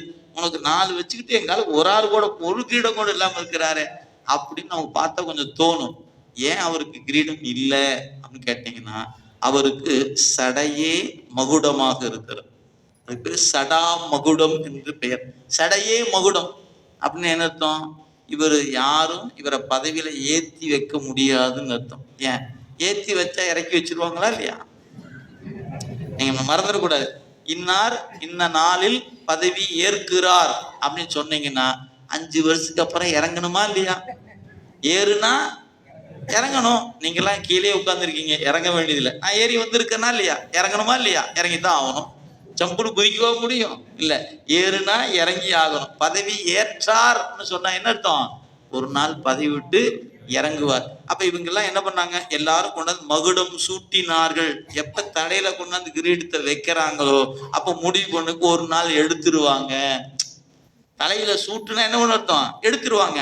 சாமி பார்த்தாரு, என் மேல வைக்கவும் வேண்டாம், எடுக்க வேண்டாம், இது அப்படியே இருக்கட்டும் அப்படின்ட்டாரு. அப்படின்னு சும்மா சொல்லிக்கலாம். ஆனா உண்மை பொருள் அதுல. ஏன்? மற்றவர்கள் எல்லாம் இறைவன் ஆணையின் வண்ணம் பதவி ஏற்பவர்கள். இவன் எப்போதும் பதவி ஏற்பதும் இல்லை, இறங்குவதும் இல்லை, என்றும் மன்னனாகவே இருப்பவன். அதனால அவனுக்கு மகுடம் தனியா கிடையாது, அவனுக்கு சடையே மகுடம். எனவே அவருக்கு தனியாக மகுடம் என்ற ஒரு ஆபரணம் சிவபெருமானுக்கு இல்லை. சரி, அவனுக்கு சடையே மகுடம். சரி, அந்த சடையை பார்த்தீங்கன்னா அடக்கடவுளை என்னென்னமோ இருக்குது. ஏன்? பாம்பு இருக்குது, ஊமத்தம்பூ இருக்குது, கொன்றை வச்சிருக்கிறாரு, கங்கையை வச்சிருக்கிறாரு, என்னையா வச்சிருக்கிறாரு, அத்தனையும் உள்ளுக்குள்ளே இருக்குது. ஏன்? மாறுபட்ட பொருள் எல்லாம் அதுக்குள்ள இருக்குது. அதனால அந்த பிஞகன் என்ற சொல்லுக்கு மாறுபாடு உடையவன் என்று பொருள். அந்த தலைக்கோலம் எப்படிப்பட்ட தலைக்கோலம்? மாறுபாடு உடைய தலைக்கோலம் அவனுக்கு தான் உண்டு, வேற யாருக்கும் இல்லை. அவன் யாரு? பிறப்பை அறுப்பதில் அவன் மிகச்சிறந்த வல்லுனன். பிறப்பருக்கும் பிஞகந்தன் பெய்கழல்கள் வெல்க அப்படின்னு சொன்னார். அப்ப சடையே மகுடமாக இருப்பதுனால அவன் பதவி ஏற்பதும் இல்லை, இறங்கு இல்லை, என்று ஒரே தன்மையில் என்றும் இருப்பவன் என்பதை சடை காட்டுகிறது. அவனுடைய அந்த சடை எதை காட்டுகிறது? அவன் கருணை வடிவமானவன் என்பதை காட்டுகிறது. நீங்க சடைன்னு பார்த்தாவே அழுக வந்துடும். மாணிக்கவாசகர் சடைன்னு நினைச்சோன்னு அழுகிறார். வெள்ளந்தாள் விரிசடையாய் விடையாய் என்று கேட்டு வேட்ட நெஞ்சாய் பள்ளம் தாழ் உரு புனல் கீழ் மேலாக பதித்துருகும் அவர் நிற்க என்னையே ஆண்டாய். சாமி, சடையான்னு சொன்னா ஒருத்தர் அழுதுகிட்டு நிற்கிறாரு, அவரையெல்லாம் விட்டு போட்டு என்ன போய் உன் திருவடிக்கு ஆளா ஏற்றுக்கிறிய பெருமான்? எனக்கு அழுகையே வரமாட்டேங்குது. நீ என்ன கொண்டா உன் திருவடிக்கு ஆளா வச்சிருக்கிற, அவர் உன் பேரை சொன்னாவே அழுகிறாரு. ஏன் சாமி இப்படி பண்றீங்க? ஏன் நீ அவரையெல்லாம் கூட்டி உன் திருவடிக்கு ஆளா வச்சிருக்கணும், அதை விட்டு போட்டு என்ன கூட்டிட்டு வந்து வச்சிருக்கிறீங்களே. இரு, என்னன்னு தெரியல, கம்முன்னு இருக்கிறேன். ஏன்? சாமி சொல்லிட்டான்னு இருக்கிறேன். எனக்கு தெரியுது நான் இதுக்கு பொருத்தமானவன் அல்ல. பொருத்தமானவன் வெளியே நிற்கிறாரு, அழுதுட்டு அவர் தான் எங்க வரணும், என்னை எதுக்கு வச்சுக்கன்னு எனக்கு தெரியும். இப்படி நினைச்சு நிற்கிறார் மாணிக்கவாசகர். எனவே பிஞகம் என்பது தலைக்கோலத்தை குறித்தது. அந்த தலைக்கோலம் எப்படிப்பட்டது அப்படிங்கும் பொழுது கருணையை குறிப்பது. என்ன கருணையை குறிக்குது? உங்களுக்கு வரலாற்று புராணங்களை படிச்சு பாருங்க. பகீரதன் ஒருத்தன் இருந்தான். அவன் உலகம் நன்மை பெற வேண்டும் என்று கருதி ஒத்த கால நின்றுட்டு தவம் புரிந்தான். அந்த தவம் புரிந்து என்ன கேட்டான்? பெருமான் வெளிப்பட்டார். என்னையா அவனுக்கு வர வேணும்னார். வானில் இருக்கிற கங்கையை மண்ணுக்கு கொடுக்க வேண்டும் கேட்டான். இந்த கங்கை பெருமான் பார்த்தார். சரி, பகீரதன் கேட்கறான், வச்சுக்க அப்படின்ட்டார். இப்ப கங்கை நதியை அவன் என்ன பண்ணான்? மடை மாற்றம் செய்து மண்ணுலகத்துக்கு அனுப்பினான். இந்த மண்ணுலகத்துக்கு வரும்போது கங்கை என்ன பண்ணுது? தேவ உலகத்தில் இருக்கிற எண்ணெய் இந்த பகீரதன் கூட்டிட்டு இந்த மண்ணுல விட்டுட்டான் அப்படின்னு அது கோபமா பொங்கி வருதுங்க. பெரும் கேடு விளைவிக்கிறது. அது பொங்கி வருகிற நீரினுடைய தன்மையை பார்க்கும்போது பகீரதன் கலங்கி போனான். பெருமானே, இந்த கங்கையின் வேகத்தை பார்த்தா உலகம் பூரா நீரால சூழப்பட்டு அழிஞ்சு போயிடும் போல இருக்குது. பெருமானே காப்பாத்தியான்னார். மறுபடியும் பெருமானை கூப்பிட்டார். என்னையான்னார், இந்த கொஞ்சம் வேகத்தை கொஞ்சம் கெடுத்து அருள் செய்யணும். அவ்வளவுதானே, நான் பாத்துக்கிறேன். தூக்கி தலையில வச்சுட்டார். இப்ப இந்த கங்கை வேகமா வந்த கங்கையை தன் சிரசில் தாங்கி பிறகு மண்ணுக்கு கொடுத்தான். இப்ப கொடுக்கறதுலயே எவ்வளவு கேடு விளைவிக்குது கங்கை. ஒருவேளை நேரடியா வந்துச்சுன்னா ஆண்டுதோறும் எத்தனை உயிர்கள் செத்து போகும் தெரியுமா உங்களுக்கு? எனவே கங்கையின் வேகத்தை கெடுத்து குறைத்து கொடுத்து பயன்பாட்டுக்குரியதாக ஆக்கி கொடுத்தான் பாருங்க. அது கருணை. எங்க நீங்க படிச்சா தெரிஞ்சுக்கலாம். திருச்சாழல் படிச்சீங்கன்னா தெரிஞ்சுக்கலாம். அதுல சொல்லியிருக்கிறார். ஏன் மலைமகனை ஒரு பாகம் வைத்தலுமே மற்றொருத்தி சலமுகத்தால் அவன் சடையில் பாயுமது என்னேடி. சலமுகத்தால் அவன் சடையில் பாய்ந்திலனேன் தரணி எல்லாம் பில முகத்தே புக பாய்ந்து பெரும் கேடாம் சாழலோ. அந்த புற்று போல பாதாள உலகம் வரைக்கும் இந்த தண்ணி உள்ள போய் இந்த உலகத்துக்கு பெரும் கேட்டினை விளைவித்திருக்கும். அந்த கேடு வராம யாரு தடுத்தா? சிவபெருமான் கங்கையை தன் சடையில நிறுத்தி அந்த கேட்டினை தடுத்தான். இது அவனுடைய கருணை. இப்படி சந்திரன், மண்டையோடு, ஊமத்தம், இதுக்கெல்லாம் ஒரு தனித்தனி வரலாறு. ஒன்றை மட்டும் வச்சுக்குவோம். சரி, அப்ப சடை என்பது கருணையின் அடையாளம். கருணையின் அடையாளம், ஞானத்தின் அடையாளம் என்று சொல்வது. சரி, அப்படிப்பட்ட பிறப்பருக்கும் பிஞகந்தன் பெய்கடல்கள் வெல்கனர். புறத்தாருக்கு சேயோந்தன் பூங்கடல்கள் வெல்க. புறத்தார் அப்படி ஒரு சொல் பயன்படுத்துகிறார். யாரு புறத்தார்? இறைவனை நினையாதவருக்கு அவன் தூரமாக இருக்கிறான். நினைப்பவருக்கு அவங்க நெஞ்சில் இருக்கிறான், கண்ணுல இருக்கிறான், தலையில இருக்கிறான், பேச்சுல இருக்கிறான். அவனை நினைக்காத போது தூரமா இருப்பார். நினைச்சிக்கனா உங்க கண்ணுல இருப்பாரு, உங்களுடைய நாக்குல இருப்பாரு, நெஞ்சில இருப்பார். அதான் மனத்தகத்தான், தலைமேலான், வாக்கின் உள்ளான் திருநாவுக்கரசர். இதுவே மணிவாசகப்பன் இமைப்பொழுதும் என் நெஞ்சின் நீங்காதான். இப்படி இறைவன் நினைப்பவருக்கு நெருக்கமானவன், நினையாதவருக்கு தூரமா இருக்கிறார். அப்ப புறத்தார் என்ற சொல்லுல இங்க யாரை குறித்தார் அப்படின்னு கேட்டா, நினையாதவருக்கு தூரமா இருக்கிறான்னு சொல்லிடலாம். அதுக்கு இன்னொரு பொருள் இருக்கிறது. புறச்சமயம் என்று பொருள். புறச்சமயம்னு ஒரு நெறி இருக்கு. என்ன நெறி? வேதத்தையும் ஆகமத்தையும் ஏற்றுக்கொள்ளாத நெறிக்கு புறச்சமயம் என்று பெயர். புறச்சமயம் அப்படின்னு சொல்ல ஒரு சமயம் இருக்கு. புறச்சமயம்னு ஒண்ணு இருக்குது, புறச்சமயம் இருக்கு. இவர்கள் வேத ஆகமத்துல ஒரு பிரிவினர் இரண்டையும் ஏற்றுக்கொள்ள மாட்டார்கள். இன்னொரு பிரிவினர் வேதத்தை ஏற்றுக்கொண்டு ஆகமத்தை ஏற்றுக்கொள்ளாதவர்கள். எனவே அந்த நெறி வயப்பட்டு இருப்பவருக்கு இறைவன் தூரமா நிற்கிறான்னு அர்த்தம். அப்ப புறப்புற சமயம்னு 6 பேர் இருக்கிறாங்க. சமண சமயத்தின் ஒரு பிரிவு, புத்த சமயத்தின் 4 பிரிவு, கடவுள் இல்லை என்று சொல்லுகிற நெறி இருக்கு பாருங்க. கடவுள் இல்லை, இல்லவே இல்லைங்கிற கூட்டம் இருக்கு பாருங்க. அவங்களுக்கு இந்த 6 பேருக்கு இறைவன் தூரத்திலும் தூரமா நிற்கிறான். அடுத்து ஒரு 6 பேர் இருக்கிறாங்க. அந்த 6 பேருக்கு அவர்கள் வேதத்தை ஏற்றுக்கொண்டவர்கள், இறைவன் அருளிய ஆகமத்தை ஏற்றுக்கொள்ளாதவர்கள். எனவே வேதத்தை ஏற்று ஆகமத்தை மறுத்தவருக்கு இறைவன் தூரமா இருக்கான். ஏன்? ஆகமம் ஆகி நின்று அன்னிப்பான் அல்லவா? ஆகமத்தை ஏற்காதனால அவன் எங்க இருக்கிறான்? தூரமா நிற்கிறான். இதுதான் அடிப்படையான செய்தி. எனவே ஆகமம் ஆகி நின்று அன்னிப்பான் சொன்ன கருத்துக்கு மாறுபாடு இல்லாம இங்க சொல்ற புறத்தாருக்கு சேயோந்தன் பூங்கடல்கள் வெல்க. அப்ப இறைவன் நினையாதவருக்கு தூரத்தே இருக்கிறான். இது உலகியல்ல நீங்க பார்க்கலாம். நீங்க யாரை ரொம்ப நேசிக்கிறீங்களோ அவங்க எங்க இருக்காங்க கேட்டா எங்கூட தாங்க இருக்கிறாங்க, என் நெஞ்சில தாங்க இருக்கிறாங்கன்னு நாம நினைக்கிறோமா இல்லையா? உலகியல் காதல் எடுத்துக்கொள்ளுங்களேன். எங்க இருக்கிறாரு வாள், என் நெஞ்சில் இருக்கிறாருன்னு சொல்றோமா இல்லையா? சொல்லும் போதே இனிக்குது. ஆகா என்ன மகிழ்ச்சி, உங்கால் எங்க இருக்கிறாரு, இங்க இருக்கிறாரு, பத்திரமா இருக்கிறாரு அப்படின்னு சொல்லும் போதே ஒரு மகிழ்ச்சி நமக்குள்ள இருக்குதா இல்லையா? அது மாதிரி இறைவன் எங்கே இருக்கிறான், என் நெஞ்சில் இருக்கிறாயான்னு சொல்லும் போது அது நினைப்பவருக்கு தானே நெஞ்சில் இருக்கிறான், நினையாதவருக்கு தூரமா தான் இருப்பார். எனவே புறத்தாருக்கு சேயோந்தன் பூங்கடல்கள் வெல்க, கரம் குவிவார் உள்மகிழும் கோன் கடல்கள் வெல்க.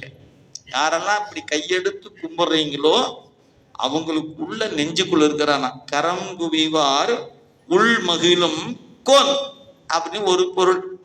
இன்னொரு பொருள் இருக்குது, யாரெல்லாம் கரம் குவிகிறார்களோ அவர்கள் உள்ளத்தை மகிழச் செய்கின்ற கோன்.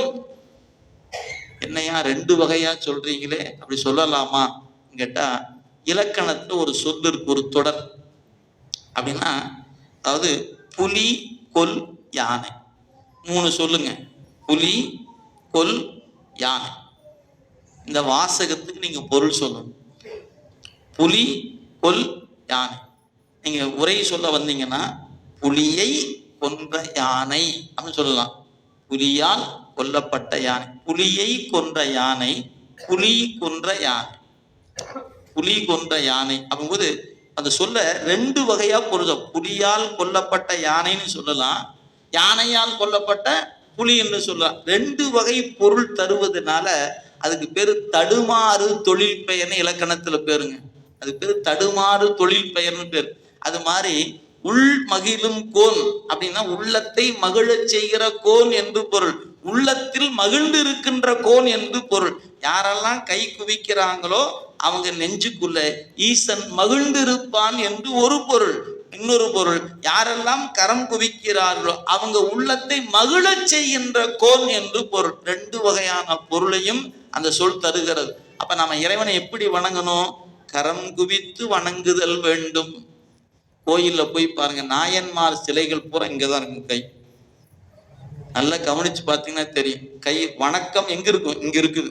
இன்னொரு வணக்கம் இருக்கிறது, புருவ மத்தியில வச்சு வணங்குது. இன்னொரு வணக்கம் இருக்குது, தலைக்கு மேல குவித்து வணங்குது. இதுதான் மூன்று வகையான வணக்கம்ங்க. இறைவனை வணங்கும் போதும் சான்றோர்களை வணங்கும் போதும் வருக வாங்க வாங்க அப்படின்னு கூப்பிடணும். நாம அப்பல மூக்குக்கிட்டு வந்துட்டோம், வாங்க. வணக்கம்னா இங்க வச்சுக்கிட்டா தான் வணக்கம் நினைச்சிட்டு இருக்கோம். வணக்கம்னா இங்க இருக்கணும். நெஞ்சார உங்களை வரவேற்கிறேன், நெஞ்சார வரவேற்கிறேன், வணக்கம் வாங்க வாங்க இப்படி ஒரு சிரிச்சுக்கிட்டே கூப்பிடுறது. இன்னொன்னு தலைக்கு மேல குவிப்பது. இது இறைவனை யாரெல்லாம் உயர்ந்தோர் என்று கருதுறமோ அவங்கள தலைக்கு மேல குவித்து வணங்கு. இதுதான் சிரம் குவிவார் ஓங்குவிக்கும் சீரோன் கடல் வெல்க. யாரெல்லாம் கையை தலைக்கு மேல தூக்கி வணங்குறாங்களோ அவர்களை இறைவன் மேல மேல உயர்த்தி விடுவார் என்று பொருள். சிரம் குவிவாரை ஓங்குவிக்கும். நீங்க எந்த இடத்தில் இருக்கிறீர்களோ, எந்த நிலையில் இருக்கிறீர்களோ, உங்களை மேலும் மேலும் உயர்த்துகின்ற இறைவன் திருவடி வெல்க என்பதனால சிறங்குவிவார் ஒங்குவிக்கும் சீரோன் கடல் வெல்கனர். அப்ப கரம் குவிதல் என்பதில் ஒரு நுட்பம் என்னன்னா, நெஞ்சுக்கு நேரா வணங்குதல் ஒரு முறை இருக்கு, இது கரம் குவித்தல் தான். அதே போல புருவ மத்தியில வணங்கணும். யார, குருநாதனை வணங்கும் போது புருவ மத்தியில் நீங்க வணக்கம். இந்த புருவ மத்தியில தான் உயிரினுடைய துடிப்பு இருக்கிற இடம். கையை இங்க வச்சு வணங்கணும். குருவுக்கான வணக்கம் இது. இறைவனுக்கான வணக்கம் மேல குவித்து வணங்கு. மூணு வணக்கம் இருக்குது. நெஞ்சில் வணங்குவது, புருவ மத்தியில் வணங்குவது, தலைக்கு மேல கை குவித்து வணங்குவது. இது ஒரு நுட்பமான செய்தி.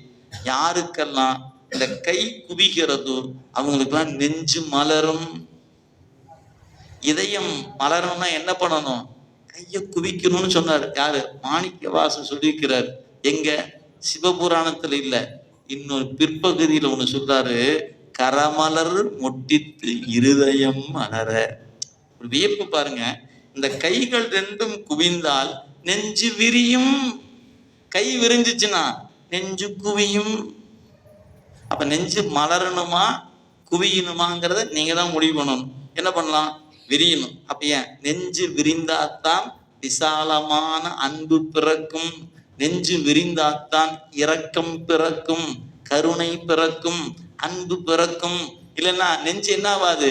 விரிவடையவில்லை என்றால் பயனில்லாமல் போய்விடும். அப்ப நெஞ்சு மலர்னா என்ன பண்ணட்டும்? சார் டாக்டர்கிட்ட போய் என் நெஞ்சே மலரமா இருக்கு டாக்டர், ஏதாவது மருந்து கொடுங்க டாக்டர். நான் மருந்து கொடுப்பாரா என்ன? கொடுக்க மாட்டாரு. கையை குவிச்சிங்கன்னா நெஞ்சு மலர்ந்துடும். அப்ப இதயத்தை மலர்த்துகின்ற அருமையான சாதனம் கை குவித்தல் என்ற. அதனால நம்முடைய சமய நெறிகள்ல கடவுளுக்கு முன்னாடி போய் கை குவித்து வணங்குனாங்க. ஏன்? அவன் நெஞ்சில தானே இருக்கிறான். நெஞ்சில தான் இருக்கிறாரா என்ன? அப்படித்தான் நூல்லாம் சொல்லுது. நமக்கு சந்தேகமான இப்பதான் படிச்சு இமைப்பொழுதும் என் நெஞ்சின் நீங்காதான் படிச்சோமா.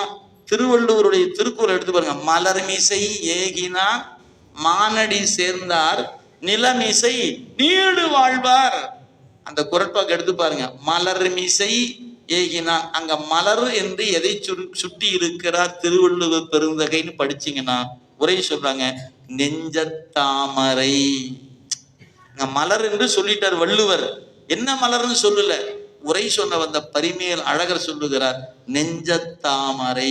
எந்த நெஞ்சம்? அன்பால் நினைவாரது நெஞ்சத்தாமரையின் கண்.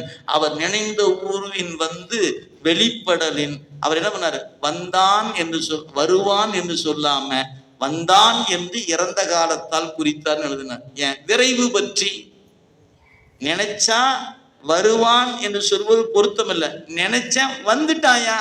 ஏன் அவ்வளவு வேகமா இருக்கிறாயா இறைவன்?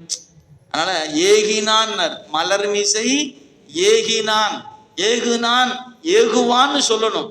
நான் நெஞ்சில நினைச்சேன் வந்துட்டாயா முருகன் சொன்னா சரியான பொருத்தம். இங்க எப்படி தெரியுமா இருக்குது? நெஞ்சில நினைச்சேன் வந்துட்டான். வந்துட்டான் என்பது இறந்த காலம். நினைச்சது இப்பத்தான், வருவான்னு சொல்லணும். இல்ல இறந்த.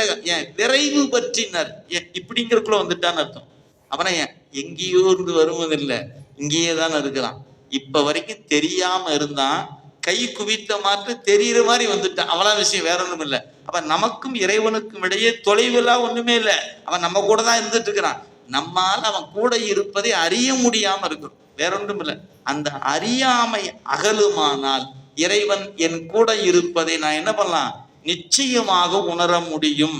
எனவே இறைவனை வணங்குகிற பொழுது கரம் குவித்தல் என்று ஒன்று இருக்கிறது, சிரம் குவித்தல் என்று ஒன்று இருக்கிறது. கரம் குவித்தால் உங்கள் உள்ளத்தை மகிழச் செய்வான்.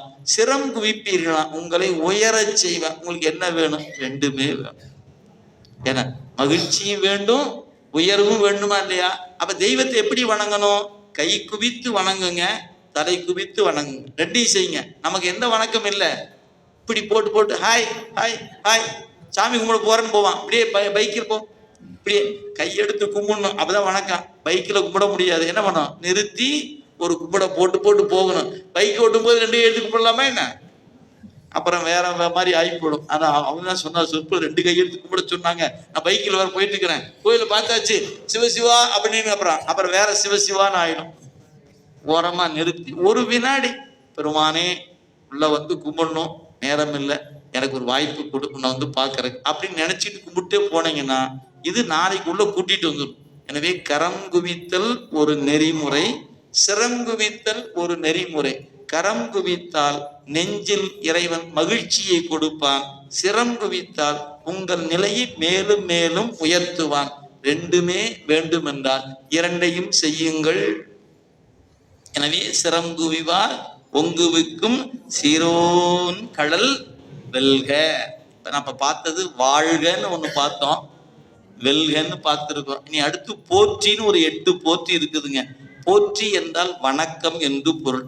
ஈசனடி போற்றி, எந்தையடி போற்றி, தேசனடி போற்றி, சிவன் சேவடி போற்றி, நேயத்தே நின்ற நிமலனடி போற்றி, மாய பிறப்பருக்கு மன்னனடி போற்றி, சீரார் பெருந்துரை நம் தேவனடி போற்றி, ஆறாத இன்பம் அருளும் மலை போற்றி. 8 போற்றி இருக்குது. ஈசன் ஒளி பொருந்தியவன், தேஜஸ் அப்படின்னு சொல்ல மாதிரி வடமொழியில. அதுவும் ஈசன் என்றால் ஒளி பொருந்தியவன். ஒளி பொருந்திய இறைவனுக்கு வணக்கம். ஈசன் அடி போற்றி, ஒளி பொருந்திய இறைவன் திருவடிக்கு வணக்கம்.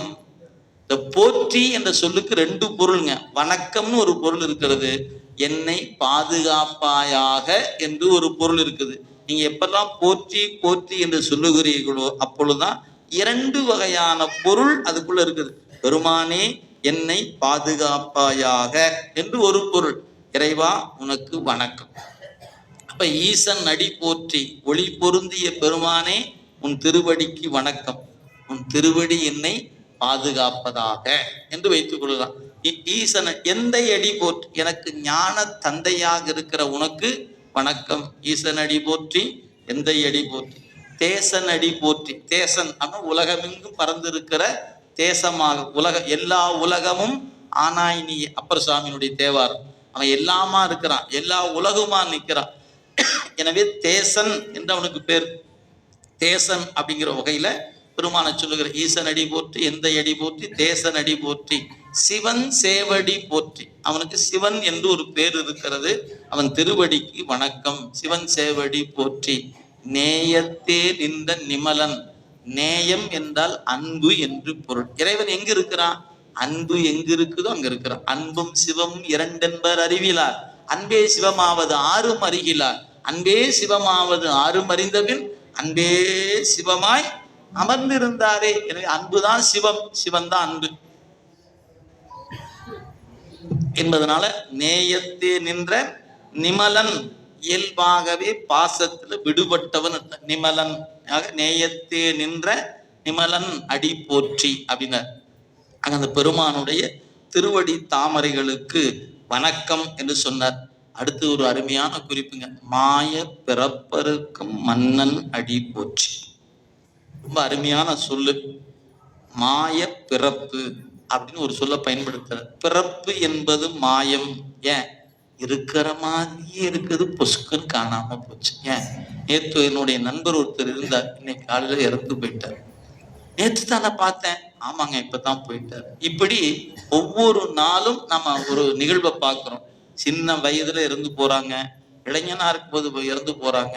எப்ப இறந்து போறான்னு தெரியல. அந்த செய்தியை கேட்கும்போது நமக்கு ஒரு அதிர்ச்சி வருகிறது. அடடா, இப்பதானுங்க பேசினேன், நேற்று தான் பேசிட்டு இருந்தேன். அட, நான் 2 நாளைக்கு முன்னாடி போல அவதான் பேசிட்டு இருந்தேன். இப்படி எல்லாம் சொல்லுகிறோம்.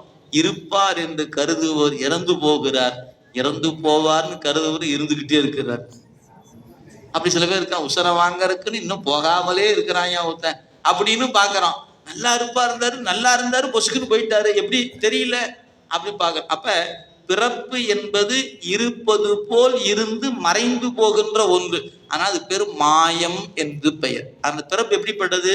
மாய பிறப்பு, மாயமான பிறப்பு. அதை அறுப்பதில் இறைவன் யாரு? மன்னன். இறைவன் யாருன்னா பிறப்பு அறுப்பதில் மன்னன். ஏன் மாணிக்க வாசகர் இறப்பை அறுப்பதில் மன்னன் சொல்லியிருக்கலாமா இல்லையா? ஏன் பிறப்பறுப்பதில் மன்னன் சொன்னாரு? பிறந்து விட்டால் இறந்தாக வேண்டும், இறந்து விட்டால் பிறந்தாக. இது உலகத்தின் நியதி. ஆக இப்ப பிறப்பை அறுத்துட்டா இறப்பே இல்லாம போயிருச்சுல. இறப்பை அறுத்துட்டா பிறப்பு வந்துடும். ஆனா பிறப்பை அறுத்துட்டா என்ன வராது? இறப்பு வராது. எனவே இன்னொரு தாயின் கருப்பைக்கு போகாமல் பிறப்பை அறுப்பதில் என்னுடைய சிவபெருமான் மன்னன். அந்த மன்னன் யாரு? என்னுடைய பெருமான். பிறப்பை அறுப்பதில் மன்னன். சொல்ல ரொம்ப அனுபவிச்சு பார்க்கணும். என் சிவபுராணம் சொல்லும் போது இந்த சொல்ல அப்படியே அனுபவிக்கணும். ஏன்? சில நேரங்களை நம்ம சொல்லும் தெரியுங்களா, யோ அவன் கிங்கு அந்த வேலையில. அவன் யாரு? கிங் அப்படிங்கிறமா இல்லையா? மன்னன். பிறப்பறுப்பதில் அவன் மன்னன். இது இந்த வரியை நேர் பொருள் எடுத்துக்கொண்டான். இதை ஒரு கொண்டு கூட்டுதல் அப்படின்னு மாத்தி போட்டீங்கன்னா வேற பொருள் தரும். எது? பிறப்பு அறுக்கும் பிஞகன். அது போல மாய பிறப்பறுக்கும் மன்னன் சொல்றீங்களா? இப்ப அந்த சொல்ல மாத்தி போட்டீங்கன்னா பிறப்பு மாய அறுக்கும் மன்னன். இந்த பிறப்பு என்பதே மாய்ந்து போகட்டும், இனிமேல் உனக்கு பிறப்பு வேண்டாம். ஆக பிறப்பை அறுக்கும் அப்படின்னு ஒரு வார்த்தை சொல்லலாம், நேர் பொருள். நீங்க பாடும்போது மாத்தி பாடக்கூடாதுங்க, மறந்துடக்கூடாது. நான் பொருள் சொல்வதற்காக சொல்லுறேன். பொருள் சொல்லுகிற முறை வேறு, செய்யுள் அமைப்பு வேறு. படிக்கும் போது பிறப்பருக்கும் பிஞகந்தன் அப்படின்னா படிக்கணும், மாய பிறப்பருக்கும் மன்னன் தான் படிக்கணும். ஆனா அந்த வரியை நீங்க பொருள் சிந்திக்கும் போது மாயமாகிய பிறப்பை அறுப்பதில் மன்னன் ஒரு வகையா பொருள் சொல்லலாம். இன்னொரு வகையா பொருள் சொன்னா பிறப்பு என்பது மாய்ந்து போகுமா, இனிமேல் அதுக்கு வாழ்க்கையே கிடையாது, இனிமேல் செத்து போச்சு. எது? பிறப்பு என்பதே மாய்ந்து போகுமாறு அறுப்பதில் அவன் யாரு? மன்னன் என்று அந்த வரிகள் உணர்த்துகிறது. அதனால மாய பிறப்பருக்கும் மன்னன் அடி போற்றி என்று நம்முடைய மணிவாசகர் குறித்து சீரார் பெருந்துரை நம் தேவன் அடி போற்றி. திருப்பெருந்துறையில் இருக்கிற தலைவன். அந்த திருப்பெருந்துறை எப்படிப்பட்டது? பெருமை மிக்க திருப்பெருந்துறை. சீரார் பெருந்துரை நம் தேவன், பெருமை நிறைந்த திருப்பெருந்துறை இருக்கிற தேவனடி போற்றி. சீரார் பெருந்துரை நம் தேவனடி போற்றி. ஆறாத இன்பம் அருளும் மலை போற்றி. இன்பத்தை தருவதில் அவன் மலை போல இருக்கிறான். எந்த இன்பத்தை? ஆறாத இன்பம்.